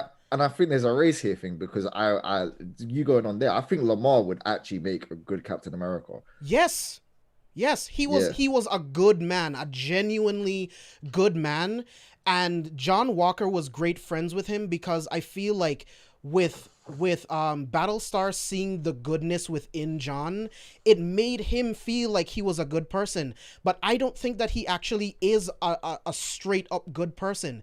He is a not so great person trying to do good to prove that he can be. He joined the military in the first place and went to Afghanistan to try to be a good person. He's constantly trying and he's not there. Like, Jordan, what do you think? You know what? To be fair, I never really thought about it that deeply. I never thought about Lamar's character that deeply. But that's because I feel like every time you saw him get into a fight or anything, he was never holding any weight. He couldn't hold no punches. The dude was getting thrown around like a ragdoll the whole time in all of the fights. Yeah. Both him and Captain America to show how inexperienced they are, how new they are too. I just feel like they're always getting beaten up, and I was like, this ain't my Cap. This ain't my battle style. I want a sidekick that's a little more tasty. You know what I mean? But I think I'm enjoying how Lamar is now again shot the gun for Captain America's next stage of development. Like this is it's unfortunate it had to go this way. RIP my boy, but it's like it's now given us the next jump off point. Like, okay, what happens next? Yeah, but how big of a force was he on? Is he any different to, say, Iron Man then? Because it's so much parallels. Black best friend. You think they died, so when Iron Man fought Rhodey died, he was straight onto Captain America and the Winter Soldier. Like you saw a turn in him, and I feel like that's the same parallel that they're painting with the new Captain America. Like, you know, he's this flawed person. Tony Stark was also this flawed person, but it's just they both taken different routes and how they're dealing with being flawed. That's an interesting perspective, dude, because I mean, Tony was on the cusp of killing Bucky. Like, if Cap wasn't there, if Bucky wasn't able of defending himself, I think Tony might have killed him. So that's a very interesting perspective, because if Tony did that in front of the entire world, we would kind of be in the same position as John Walker right now. But Iron Man is not the symbol of hope for America and the world. It's Steve Rogers. But would you say Iron Man would you say he's a good man though? Yes. I think Tony is a good man. He's just a fuck up.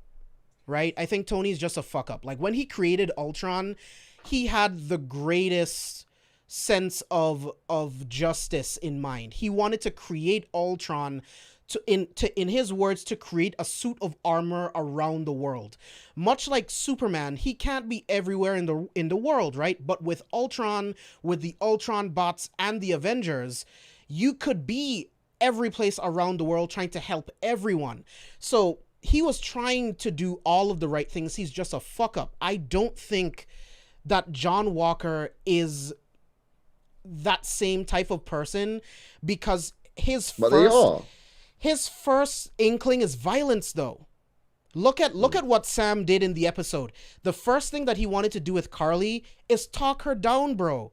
Because she's even though she murdered two people, she is just a person who is a freedom fighter trying to lash out, and she thinks that this is the best way. Let me give you a parallel there. When Tony Stark was kidnapped by those terrorists, he went out and he killed all of them. Those terrorists were angry because Stark weapons were being used against their country. Stark killed them, bro.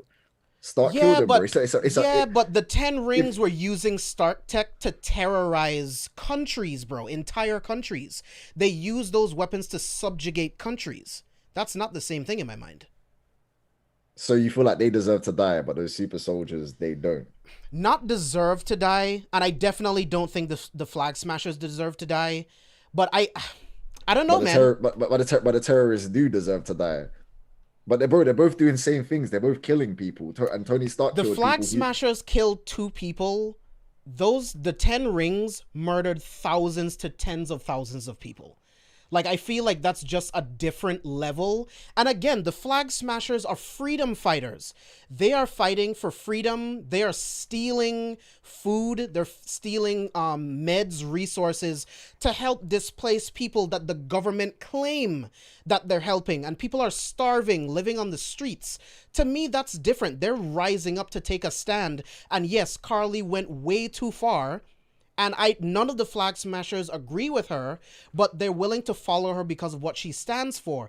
The 10 Rings, they are a true terrorist organization who only wants resources from all of these organizations. They will kill men, women, children. It doesn't matter. Like, I don't feel like that's the same thing.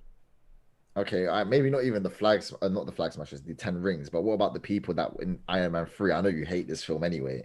The people that were like genetically mutated. Tony Stark was killing them as well, but they were just people that were war veterans trying to get their limbs back.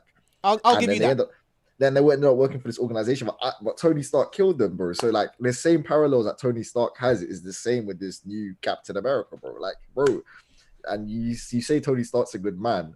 Tony Stark is flawed, just like I believe this new Captain America is flawed, bro. Yeah.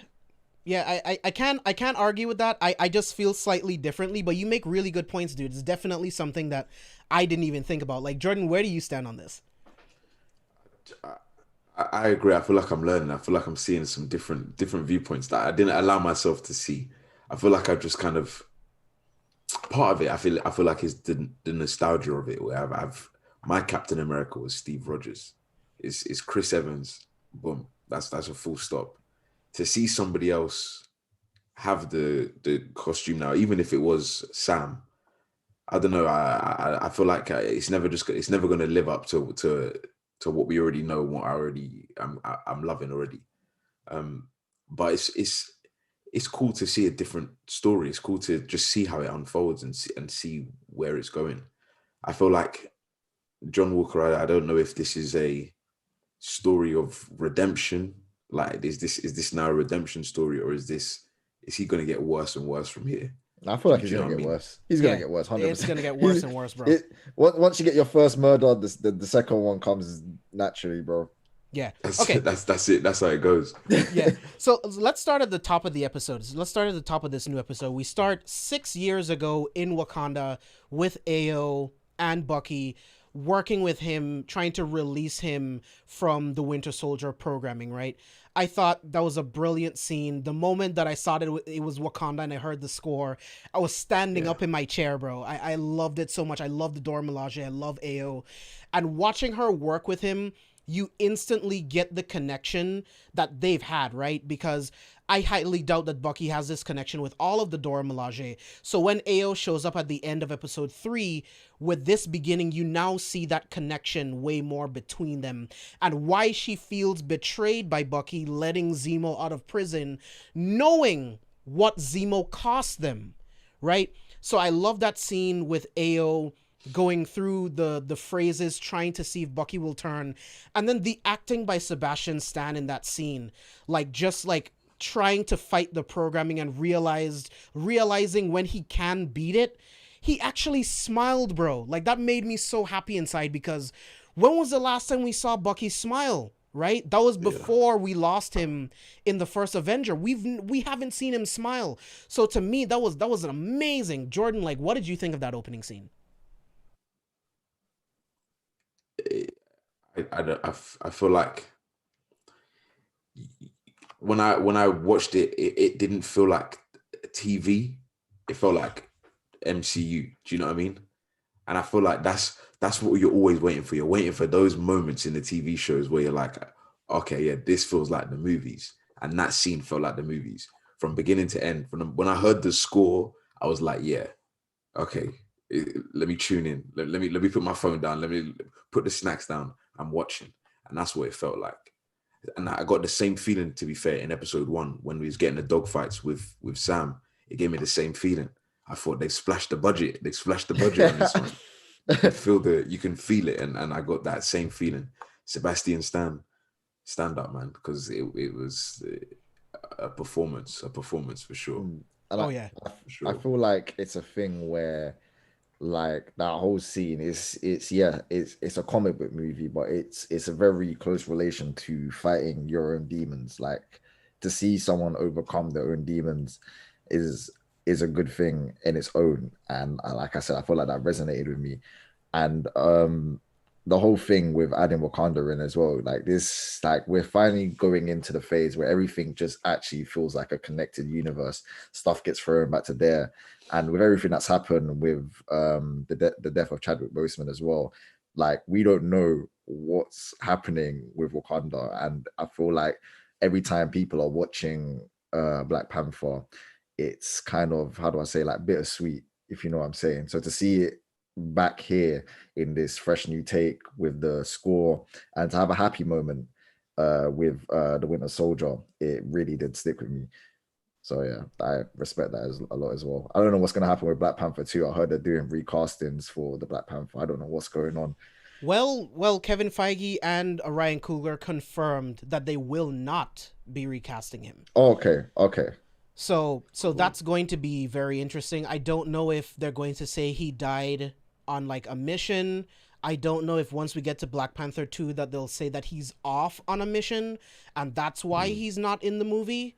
I don't know, man. Like, it's rough to think about, honestly, how they're going to continue without T'Challa, and how that's going to affect Shuri, how it's going to affect the Queen and all of Wakanda itself, because Okoye, right? Like, she thought she lost the king in the snap. She just gets him back, and then let's say within like a year or two, he's gone again. You know what I mean? So it's like, I'm really interested to see what Ryan Coogler and Marvel Studios will do. I know they'll handle it respectfully, but we'll see what happens. It's one of those things that are bigger than movies, bro. It's one of those things. For sure. It's bigger than a movie. Like, I don't know, man. I remember, obviously I don't want to get too deep into it, but when it happened, bro, like, I just didn't feel right, fam. Like, for a good couple of days, it's one of those things that transcends.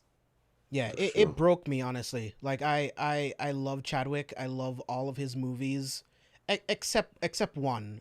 There is this one where he was a cop. I can't remember the name of the movie. I remember that one. I remember seeing it advertised. I thought, oh, this might be good, but nah, it was shit, bro. I can't even, like, when they look off the whole 21 Bridges. Yes. That's the one. Yeah. It's like he's really good in it, but I'm like, dude, this is like the most generic thing possible. But it's like, I think he's a really good actor. He never misses, and we are going to definitely feel his presence missing whenever we get there.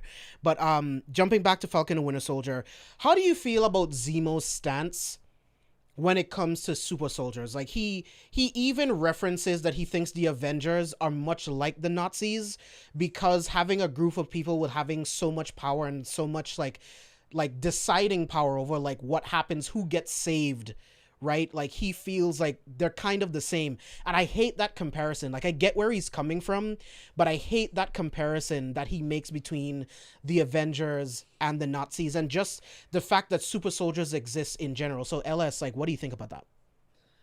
Like I keep on saying, bro, this is a whole thing of matter of perspective. Mm-hmm. It's a thing where to understand Nazis, yeah, you have to, looking back in history, I used to love a bit of history, and looking back in history, the Nazi soldiers were fighting for what they believed were right at that time, and they were flawed people. And I don't know how I'm gonna try to compare this to the Avengers, like Zemo is, just understand his standpoint. But it's like, please don't think this is my like ideals at all, but it's just to understand. But Zemo sees them as people that are fighting for what is right, but you have people within that own group that are flawed, just like you have people within the Nazi group which are flawed. Some people are killing because they believe it's the right thing, just like you have people in Avengers that are killing because they think they're the right thing, but then you got some Avengers that won't kill. Everyone's fighting for a unified goal, just like how the Nazi party was, and some people have different ways of doing that. So in a way, I understand where Zemo's coming from, and it's always this thing with superheroes of, could you rely on superheroes to have that much power? And sometimes you can't, because Tony Stark makes mistakes, and sometimes you can because Captain America doesn't make mistakes. He's like this perfect person. So in a way, I understand Zemo, but you need to understand most of the Avengers didn't have this connotation of racism. So then I don't think they're very similar at all. But I was just trying to understand Zemo's point. Yeah, I like that. Jordan? I don't know, man. I feel like, what's the alternative? Like I do understand what he's saying. You know, he kind of, in a world where you have superheroes, and you're kind of giving up. You're giving a lot to them. You're giving freedoms away to these people that are coming in and kind of saying that they're on top. But what's the alternative? Because when shit hits the fan, you could do with an Iron Man, or I feel like you could do with a Captain America. And I feel like he's fighting really hard for this. But it's like, but then what happens afterwards? What does he want afterwards? Is he a world domination kind of dude? Like is he wanting to be like a Lex Luthor, kind of controls all the business, or is he wants to see everything just burn? I feel like he's I don't know which one he is. I feel like he's an action when action is needed. Use the super soldiers that are able to control, that don't have these ulterior and motives. So basically, like how we was talking about Robot, how he has these like perfect soldiers that would be perfect for if something bad was to happen.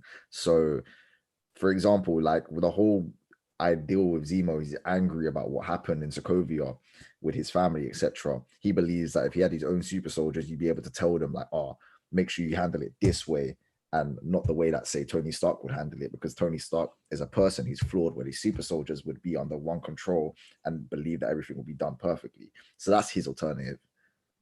See, this is the thing though, like even before the events of Sokovia, like Zemo in the MCU was a part of an organization that wanted to stop Hydra. They wanted to stop the tests of creating super soldiers. So I think he's of the mind of destroying the idea of super soldiers in general and letting normal people fight their own battles.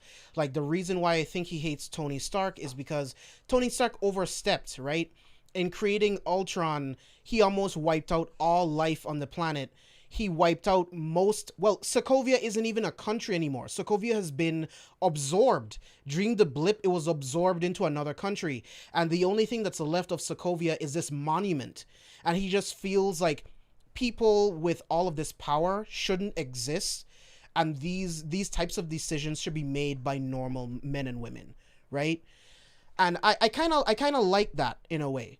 Right, because he feels like these people with this type of power, if they choose to make their own decisions, if they choose to go against the government, to go against the grain, who's going to stop them? What Avengers team exists to stop them? And this is where Thunderbolt Ross comes in as well, right? Like, because he doesn't like the Avengers at all, and he's working on the Weapon Plus program, still trying to create his own super soldiers. And real quick, I think Thunderbolt Ross is the power broker, potentially. Last week, Nova brought up that the power broker could potentially be Zola reincarnated into like a different computer, right? And that's how he's able to like always find where Carly is and the Flag Smashers and all that stuff. So I want to know, like, what do you guys think? Who do you, Jordan, I want to start with you. Who do you think the power broker could possibly be? There's a lot of theories out there. Man. What a question. Because some people think it's Sharon. Some people think it's Thunderbolt Ross. Yeah, some people think... Go ahead. I haven't even thought about it, you know, like there's so much happening that I actually haven't taken the time to be like, yo, who the fuck is actually doing all this? Like, I ain't even taking the time. But now you said Ross, it's like, could it be? Because where the fuck was he? Like, he has a grudge against the Avengers anyway, bro. And you know he's been on this super soldier business from fucking 2008 with the Hulk film, fam. So, bro, fuck me, man. Nah, I never thought about it, bro. I can't lie. There's just so much shit happening. Yeah, because I don't think he got blipped, and I think not having the Avengers around when they were needed, if you will, I feel like he still feels more than ever that he has to create an army of super soldiers so that the Accords can protect the world, right?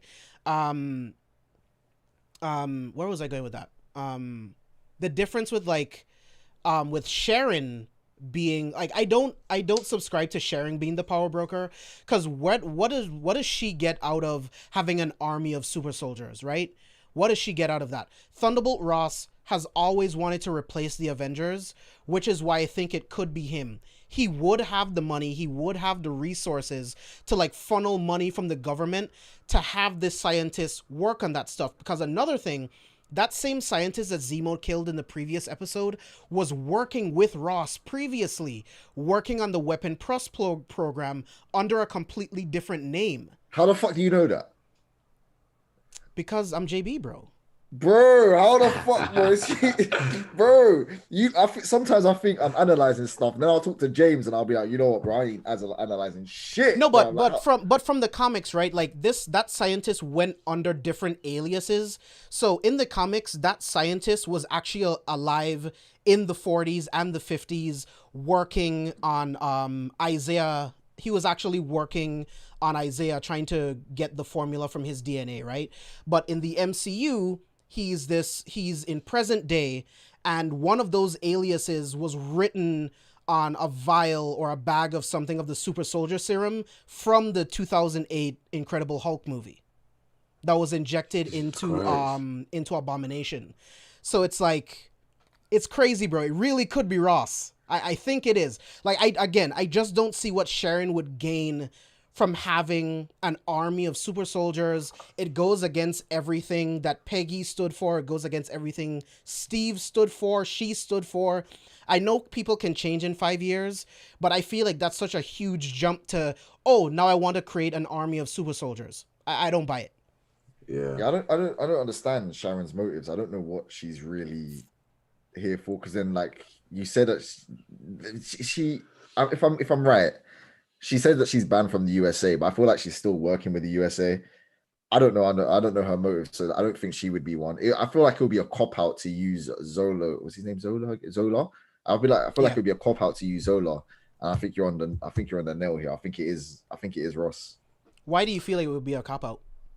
Because, oh, come on, man. I'm sick and tired of this fucking guy, bro. Don't bring him back, man. I can't be arsed him, bro. To be fair, we've never actually seen full on Zola, right? Like in like his new like his android suit. We haven't seen any of that. So it could be a unique opportunity to bring Zola back, because I feel like they killed him off too quickly in Winter Soldier, and much like Ultron, why not just have a copy of yourself on a different drive, right? Like, Zola was so smart, he outsmarted everyone in S.H.I.E.L.D. and planted seeds for Hydra for 70 plus years, bro. So it would make sense to me that he would have a backup somewhere else. But for me personally, I'm still going to go with Ross. Jordan, what about you? Like, who do you think it could be? I think you're making a good point for Ross. You're making a very good point for Ross. I feel like we've been introduced to Sharon too early for it to be her. Like it wouldn't feel satisfying now if it turned out to be her. I feel like I wouldn't like that. And I feel the same way. I'm not too sure what she's doing. I'm trying to think outside the box. I'm trying to think who. Let me throw a name in here who just we couldn't be seeing what's his name come back. The man who begins it all, maybe Brainiac, or but it doesn't make no sense. Mr. Samuel L. Jackson, Mr. Sam Jack. Nick Fury. I mean, Mr. Fury. He's working with Sword though. Like he's doing a lot of stuff with Sword right now, and he's in space. That's the thing with the MCU, bro. You don't know, fam, because they dashed Evan Peters in there as flipping Quicksilver and that, bro. I just don't know with these, man, bro. I don't know, bro. I'm gonna go. It's one of those things that I'll get myself sick if I keep on overthinking it. The Evan Peters thing is okay with me because that's just the multiverse, right? There's different versions of people in each universe. In one universe, he's Quicksilver, he's Pietro Maximoff, and in the MCU, he's Ralph Boner.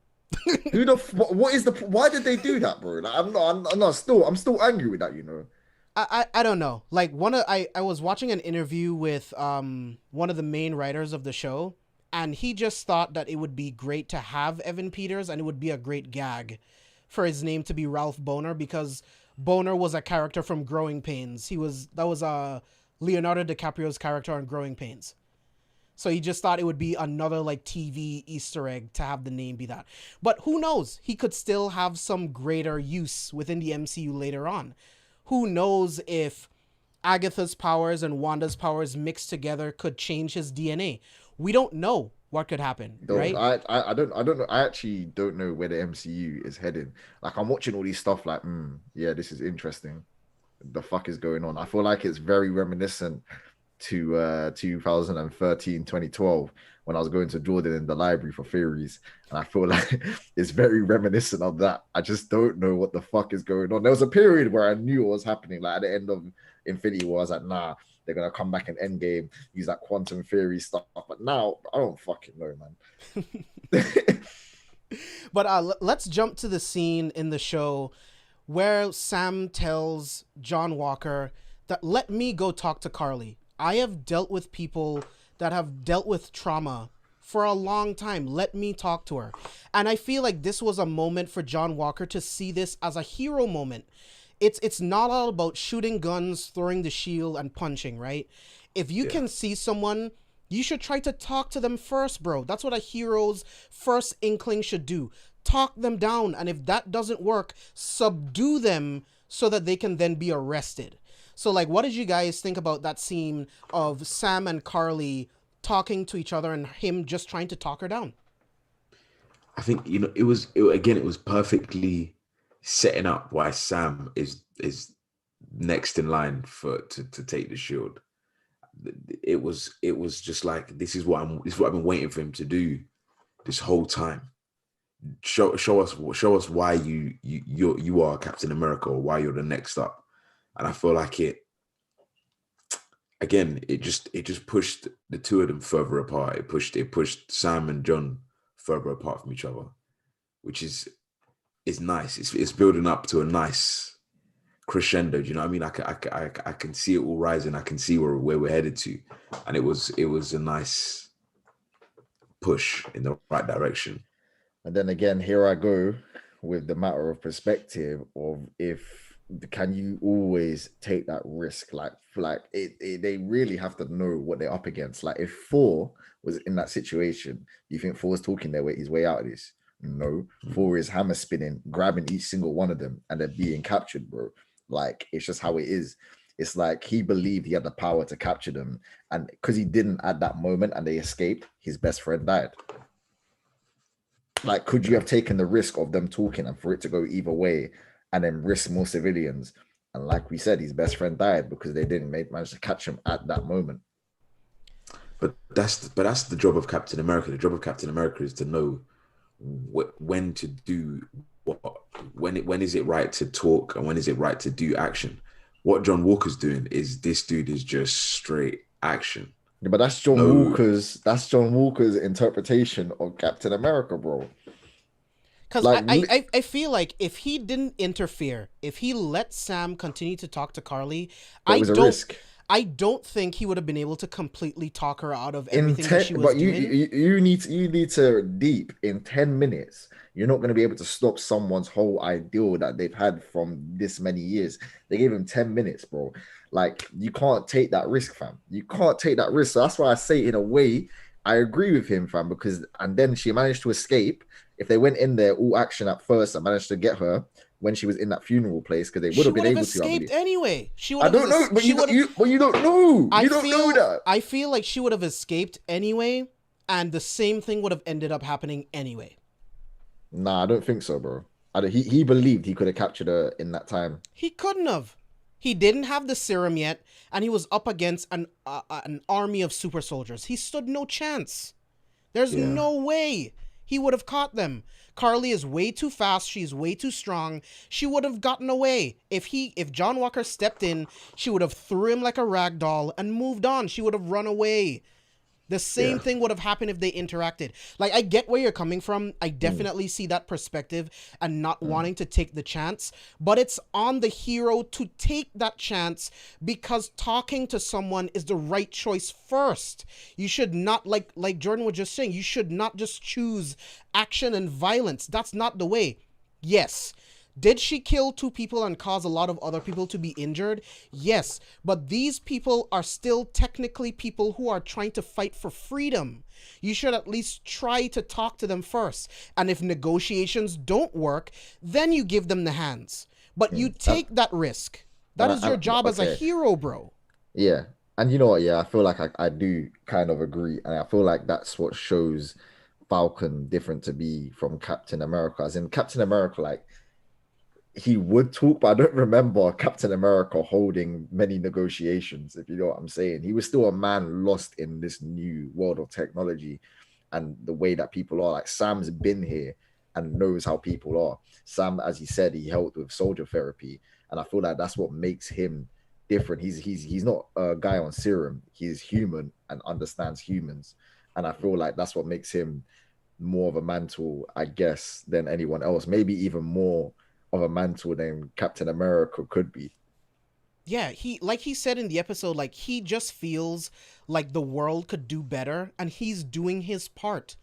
He doesn't want the serum. He doesn't necessarily want the shield. He'll take it up because of what that symbol represents, especially at this point to take it away from John Walker. But he really is the perfect version of Captain America that we need right now. And think about it like this, LS, like, look at the movies that we've seen. Captain America has been in World War II. That was the first time we saw him, right? In Winter Soldier, he's still fighting the remnants of Hydra. So he's still fighting a war to some degree. In Civil War, he's fighting against the Accords and trying to save his friend. In Infinity War, Thanos comes in. He's constantly in a war. He hasn't really had the opportunity to fight against an antagonist to say that he's going to talk them down. You know what I mean? There is no talking to Hydra, right? There is no talking to Thanos with his convictions.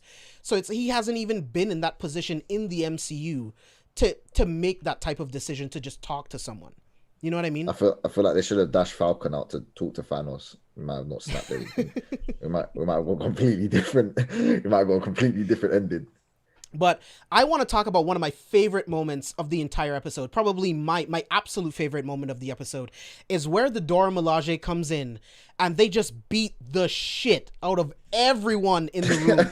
John Walker stood no chance, bro. I was watching that episode. I'm like, even with the super soldier serum, the Dora Milaje would whoop your ass, bro. You are nothing compared to the Dora. Like, Jordan, what do you think about that scene? For sure. I think reminding us that they're there. They never left. They've been here the whole time. They've been here the whole time. I thought they did it perfectly. And again, bringing us back to Black Panther, reminding us that Wakanda's still there. They're still thriving. They're still doing their thing. Was nice. I was like, I appreciated seeing them again. And I just love the fact that she said she'd be back. She said 8 hours. She gave them 8 hours. And she came back and collected what she came to collect. And I thought, you know what I'm saying? The whole sequence is just perfect. It was perfect. Yeah, there's not much I can add on that other than what Jordan said, bro. Like, it was just nice to see, bro. Like, the whole 8 hours thing as well is like, oh no, bro, I don't even know what else to say, bro. I just love the scene. I just love the scene. I was just cheesing the whole way through. I was eating while watching it, and I just put down my food. I was just getting gas, bro. I promise you, I was standing up for most of this episode because when I'm hype, I get really hype and I have to stand up, and I was losing my shit because I love the Dora Milaje. They are the most badass warriors on the planet, and they proved it. It doesn't matter if you have the shield. It doesn't matter if your body was studied at MIT, that you're the perfect physical specimen. That means nothing to the Dora, bro. He got his ass whooped. I love it when one of them threw the spear into the shield and he couldn't even get it out of the table. Like, he was just embarrassed to the highest degree, and he somehow feels in his twisted mind that having the serum is going to magically make everything different. And this is what I was saying before. It doesn't matter having the strength. None of that shit matters. If you are not a good man, it doesn't matter. That serum is only going to bring out more of what he is. And he is a not so good person who ended up having the mantle of Captain America. This is why Steve was against the Accords. The government doesn't know what's right for the regular people. But I feel like he needed that humbling experience, though. Oh, yeah. But it only made it worse, especially after him taking the serum. Like you said, after he's tasted blood, where does he go from here? So I'll also toss this to you guys. What does the government do from here? Because you have to believe in this day and age, right? Where we are in the Falcon and Winter Soldier, we are 5-6 years past 2021, right? So we know they're streaming. We know people are posting this video to social media. What does the government do? They have to take the shield away from him. They have to arrest him. So does he get away? Do they get to arrest him? Do they lock him up in the raft? Like, what happens at this point? And that's what I really love about what this series is doing right now. There's so many questions. Like, watching him kill that flag smasher, and that flag smasher was talking to Carly earlier, talking about he was a huge Captain America fan. To him, that shield was a symbol. But in a new day and age, he sees Carly as the same as Steve. So for him to be murdered by the very symbol that pretty much made him who he is today broke me, bro. Like, what did you guys think? Poetic justice, bro. But like, we should just, if it happened in this day and age, he'd probably be cancelled on Twitter firstly. But I feel like our expectations have been subverged, as in we were going into this series thinking that Falcon and Bucky were going to be on the run. Maybe it's not them, bro. Maybe it is this new Captain America. Maybe he's going to go power hungry from here, and the government are going to have to approach them to bring him in to stop him on this rampage. That's what I think too. Jordan? Yeah.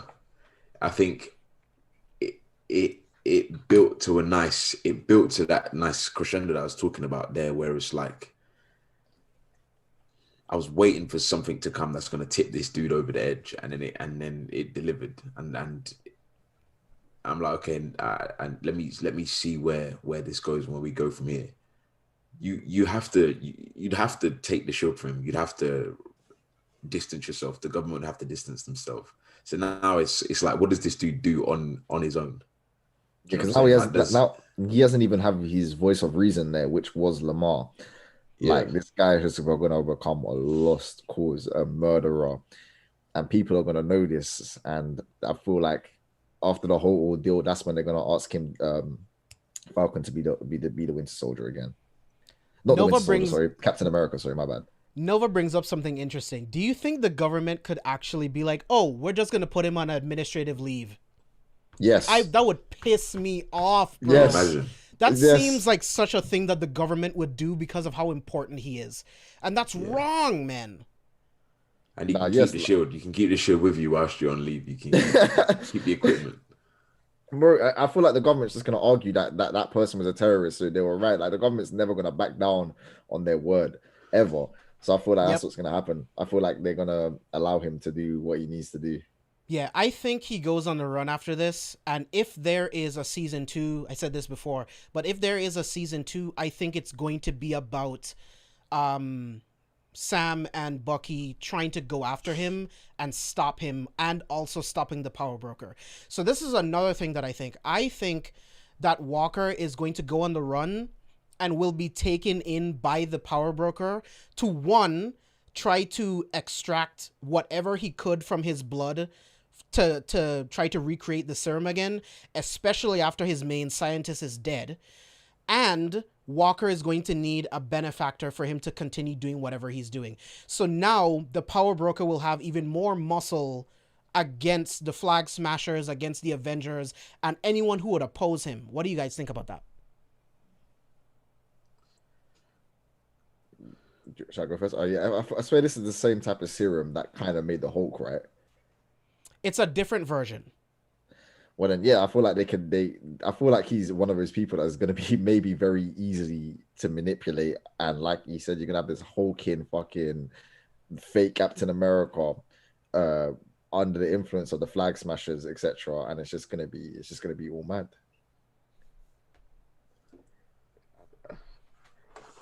I don't know. I feel like you somebody like that you don't control. There is no control. There is no control when it comes to that. That's what we're seeing. We're seeing somebody now who operates outside of all of these, whatever we've known before, Sokovia Accords, and you know, fighting within your own kind of realms. This dude is smashing everything that we thought we knew about Captain America. He's changing up the whole game, and I don't know if there is nothing you can do to control something or someone like that. It's just this is where Bucky, when he's trying to get his redemption for all of the things that's happened in the past, this is it. This is it, because yeah, he take him down. He'll basically be stopping like a next type of Winter Soldier, basically, who is basically a murderer. I feel like Bucky's going to see a lot of things that he sees in himself in this new Captain America, murdering for what he believed or was right, or murdering for being under control. And I feel like this is where Bucky's redemption arc will come in. For sure. Yeah, man. I love the way the show is going. I love that the Flag Smashers are not just a group of like generic villains. Like these are people fighting for the people that can't fight for themselves, right? I love that Zemo is also not just this generic villain. He wants to see super soldiers wiped from the planet because he's seen the damage that is caused by these super soldiers. Even though Bucky didn't have control over what he was doing, for 80 years, the Winter Soldier has systematically murdered key people in organizations all across the globe. Imagine if any organization was able to do that program, to have an army of super soldiers that can do the same thing all over again, and then we have another Hydra. So he is also fighting for freedom as well. You know what I mean? Like, I was just gonna say, I feel like this is what the MCU is trying to do now with these episodes, is by fleshing out villains. Like in movies, villains they felt so secondary, whereas now villains, they feel right here at the forefront. We saw it in Wanda and in WandaVision, with the whole thing with Agatha, like Agatha always being there, a constant presence. Now, even in Falcon and the Winter Soldier, we're seeing the villains there as a constant presence that we are going to, remember more because we've had more time with them. Yeah, you're getting to know the villains just as well as the heroes. Exactly. Whereas before, I know exactly what you're saying. It was just the villains served the story, and you learn. It's all about learning about the hero, and the villain is like it sets up the rest of the story, but it's not too important. Exactly. Now, like I'm sitting here even arguing points for this new Captain America, like we're fucking boys, but it's a villain that I can argue a point for. Like I can't argue many other villain points in any of the MCU genre other than Thanos. Sure. Thanos did nothing wrong. He didn't. No, he didn't, bro. Jordan, you bring up a great point. Like, all of the majority of the villains in the MCU, they only served a purpose to move the story and the characters along. They never had real actual characterizations, and I like that we're getting that now in these series, and it just proves that these types of stories should be told in this way, right? Trying to tell these stories in 90 minutes, although it does work in 98% of the MCU movies, but it's better when you have time to actually flesh out these characters, bro. Because like you said earlier on in the episode, LS, like Zemo didn't get any real characterization in Civil War. He was just a guy out for revenge because Tony Stark killed his family, right? Which is something you completely empathize with. And I empathize with John Walker when he loses Lamar. Lamar was his conscience, right? His best friend. They fought in Afghanistan together. They have that conversation where they talk about the fact that imagine if we had that serum in Iraq, in Afghanistan. Look at what we could have done if we had that serum, right? Exactly what Captain America did in World War II, right? But John Walker is taking it in the wrong direction. And it's like, Exactly. I like seeing how complex he is, and I don't like him. I hate him. But when Lamar died, I felt everything that he felt in that moment, losing his best friend, and it broke me, honestly, bro. You know the villain's gonna be good when the actor has to tweet out, guys, I'm just playing a role. Please don't send any hate my way. Like, you know that villain's gonna be on fucking piss. You know it, fam. Like, I love it. Yeah. I love it. Yeah, for sure. He's setting a gold standard for. He's depending on how it goes, I can see him jumping up into realms of my favorite MCU or Marvel villains. I see him jumping up. People you love to hate, like you can sit there and have a conversation about why you hate John Walker. Where before I couldn't even sit there and have a conversation about why I hated Zemo. I forgot his motives completely, fam. But I feel like this is a good direction for the MCU, 100%. Yeah, because I mean, think about it like this, right? Like you've already brought up and we've talked about it, but John Walker wants to do good. Like he said in this episode, he took up the mantle of Captain America because he felt like he could do good differently instead of just murdering people in, Afghanistan. And that's what he ends up doing at the end of this episode. Like he wants to be a good person so bad. Again, that's why he trained so hard. That's why he took up the mantle. But he's just not the right person, man.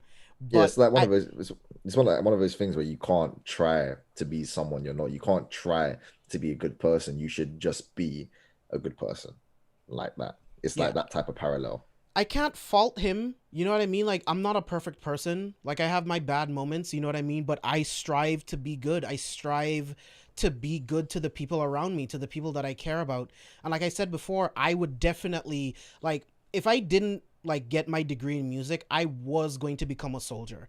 I do believe in fighting for what's right and doing what needs to be done because you have the ability to do so. And that's what John Walker is doing. I can empathize with that. I can align with him in that aspect. But it's like his general personality, he was not the right person. He should have just been a soldier that takes orders. He is not the right person to be a captain, to be a general, giving orders because he would do things the wrong way. Yeah, and I feel like that's the whole thing that you were saying, like sympathizing. Like, I'm sitting here now. Now you said you'd become a soldier. I'm sitting here now. I'm thinking if I was on a battlefield and I saw Jordan get killed, person that killed Jordan's getting deaded, bro. I can't lie. If I have the ability to kill that person, exactly, that person's getting killed. Come on, bro. It's a ride or die. You know what I'm saying? But does that make my actions right? Probably no. And if people recorded it, they'll probably call me a dickhead. So yeah, it's like I said, it's about a matter of sympathy, and perspective. It's just the symbol of Captain America. You're not in war times, bro. Like your job was to subdue that person and arrest them. Whatever the court system, however corrupt it is, that's the system that we have in place, and they're supposed to be judge, jury, and executioner. This is what Ross didn't want. He didn't want metas to be judge, jury, and executioner, and this is exactly what Walker is doing. That's not your place. I get it. He killed your friend. Look at Steve. Steve thought Bucky was dead. He did not go out and start killing Germans. Are you sure? In those war scenes, it looked like he killed a few of them. No, he was definitely killing them. I just mean, like, directly after Bucky died, he didn't just go out on a rampage and just started to kill random Germans, right? Yeah, he was on the battlefield and he did what he had to do on the battlefield. So you think that killing, as long as it's for duty, is okay then? I mean, war is complicated, right? And we can spend a long time talking about that, but war is really, really complicated. Like, I feel like if you can arrest someone and put them in prison for their crimes, that should be your first action. But when it comes to war, that's just way differently. That's just way different, right? I understand. Yeah, but I want to get your final thoughts on this episode before we head out tonight. Jordan, I want to get your final thoughts on this episode. My final thoughts are, I like where it's going. This, again, has felt like I started off episode 1 real excited for what was to come. I've been enjoying the little morsels and the little bits and pieces I'm getting about these guys' story arcs. And then this episode is coming with a bang. It's like, okay, here's the next chapter.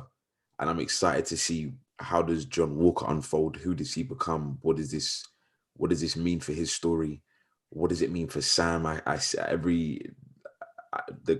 Him talking to Carly this episode stood out as a moment where it's like, cool, this is the guy that we're dealing with. I can root for this guy. And so you're starting to pick sides now. So I'm looking forward to what comes next and how it wraps up and links with everything else. Yeah, that's me. Yeah, LS? Yeah, like I said, I went into this series with not much expectations, just expecting it to be I mean, there's nothing wrong with having a buddy cop type of thing. Like, you hardly get any of those anymore these days. So I was like, I'm not too excited for it. But the more I've watched it now, and I feel like, especially with this episode, it's really warmed me up to this grounded universe. It's grounded. Like before, like WandaVision, it's all about like flipping magic and stuff. And even with Loki coming up, that's all going to be about like stuff in space. And I feel like this is the grounded takes that I liked from Winter Soldier, Civil War, where it really does make you question the morality of some people. So from a writing standpoint, I think it's excellent. I'll probably come out of this series respecting Falcon and the Winter Soldier a lot more than I had in the past, as not seeing them anymore as secondary characters, but seeing them as main characters in their own light. And I feel like that's what the MCU intended, and I feel like that's what I'm getting from this. So yeah, I'm enjoying it. Can't wait to see how it folds out. And well, on to Loki we go. And well, Black Widow, but I will definitely be streaming that illegally. I'm saying that now. I ain't paying no £30, bro. Come The on. cinemas are going to be open in the UK, bro. Damn. You're on camera saying that, bro. I don't give a this is for life. Listen, if you pay £30 to watch it on Disney Plus, you're moist. I can't lie to you, man. Well, I'll be seeing it. I'm fortunate enough to be in Nashville where coronavirus is not that terrible right now. So yeah, you're lucky, bro. If the cinema was open, I'll go. Yeah, so I'll be there opening night to see Black Widow. But I love this series, man. I love this series. I love, again, that these WandaVision and Falcon and Winter Soldier have been character pieces more than anything else. They've really been diving into these characters that haven't had the greatest like motivation and stories throughout the MCU. And I'm really excited for Loki because Loki has had a great arc throughout the MCU. And now we're going to see Loki experiencing life after the events of the first Avengers movie in an alternate timeline.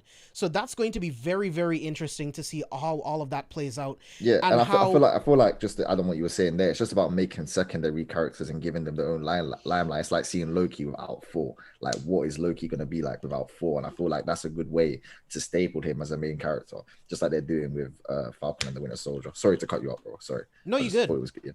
Yeah. That's a great point. Like, because I want to see how Loki will interact with the Thor of this timeline, right?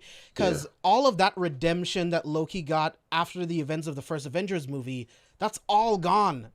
You know what I mean? So in this alternate timeline, he's still the god of mischief that we know. And how is he going to interact with everyone, right? So Loki is going to open up another realm of the MCU that's going to be interesting. It's going to be the first thing that we've had that actually is going to mess around with alternate timelines. So that's going to be really, really interesting. And I love to see where it goes, man. The MCU, they don't miss a lot, man. They've been on point for almost everything that they've produced, and I absolutely love it. Jordan, do you have any social medias or like anything that you wanna plug or anything? But before he says man. anything, just to bear in mind, Jordan Wilks is an aspiring, sorry, actor. And if you ever need him for a role, he is your guy. Honestly, if you're ever looking for any type of British talent or overseas talent to include in any of your work, Jordan Wilks is your guy. Even if it comes to voice acting, he is your guy. I've grown with Jordan since school times, and I've seen the actor that Jordan has become growing up, and it's nice to see. So honestly, if you're looking for someone to get involved with that, you have a person right there. Damn. Thank you very Nah, much. Yeah. What more do I say, man? At Jordan J Wilks is me. That's me everywhere. If you can find me there on everything at Jordan J Wilks. Thank you, man. Cool. LS. Well, yeah. This is like my third or fourth time interacting with anyone from anime lately. Careful for Spoilers is like kind of like the brother company of anime lately. And honestly, Careful for Spoilers Villas has been one of my favorite shows. I'm honored to be here. Appreciate it, bro. Yeah, no, thank you for having me on again. You can find me at LSF_96_red on Twitter, same for Instagram. And if you're ever bored, you want to read some manga that has some stuff about conflicting morals, etc., Shade of Red is there. It's all webtoon, it's free. And yeah, honestly, James, thank you again for having me on. Yeah, man. For sure, man. Thank you. Yeah, I enjoyed having both of you guys here. Jordan, it was great to meet you, man. Like, I actually have to get you back on the podcast really soon, man. I like the way your mind works when it comes to comics and these shows and everything. So I appreciate both of you guys being here. Vash, thank you for showing up. I know you're really, really busy tonight, man. I really appreciate you showing up for the Invincible review. Vash will be back on the next episode for the whole thing, depending on his schedule, of course. But again, thank you guys so much for being here. LS, like this dude, Shade of Red. If you haven't read Shade of Red, please do it. Shade of Red is 5 chapters in right now on Webtoon. You can find all of that info in the description below. The reason why I wanted to have LS on this show is because he is a great storyteller, and I wanted him on this show to listen to his different perspectives from where all of these different characters are coming from. He has a really unique insight into what it's like creating characters and creating their backstory and figuring out where they're going to go in the future. So being able to pick your mind was definitely something that I really wanted on this show, and I can't wait to have you back, bro. Seriously, I love having you here again. Jordan, it was great to meet you, man, and we will see you guys on the next one. Thank you. See you then.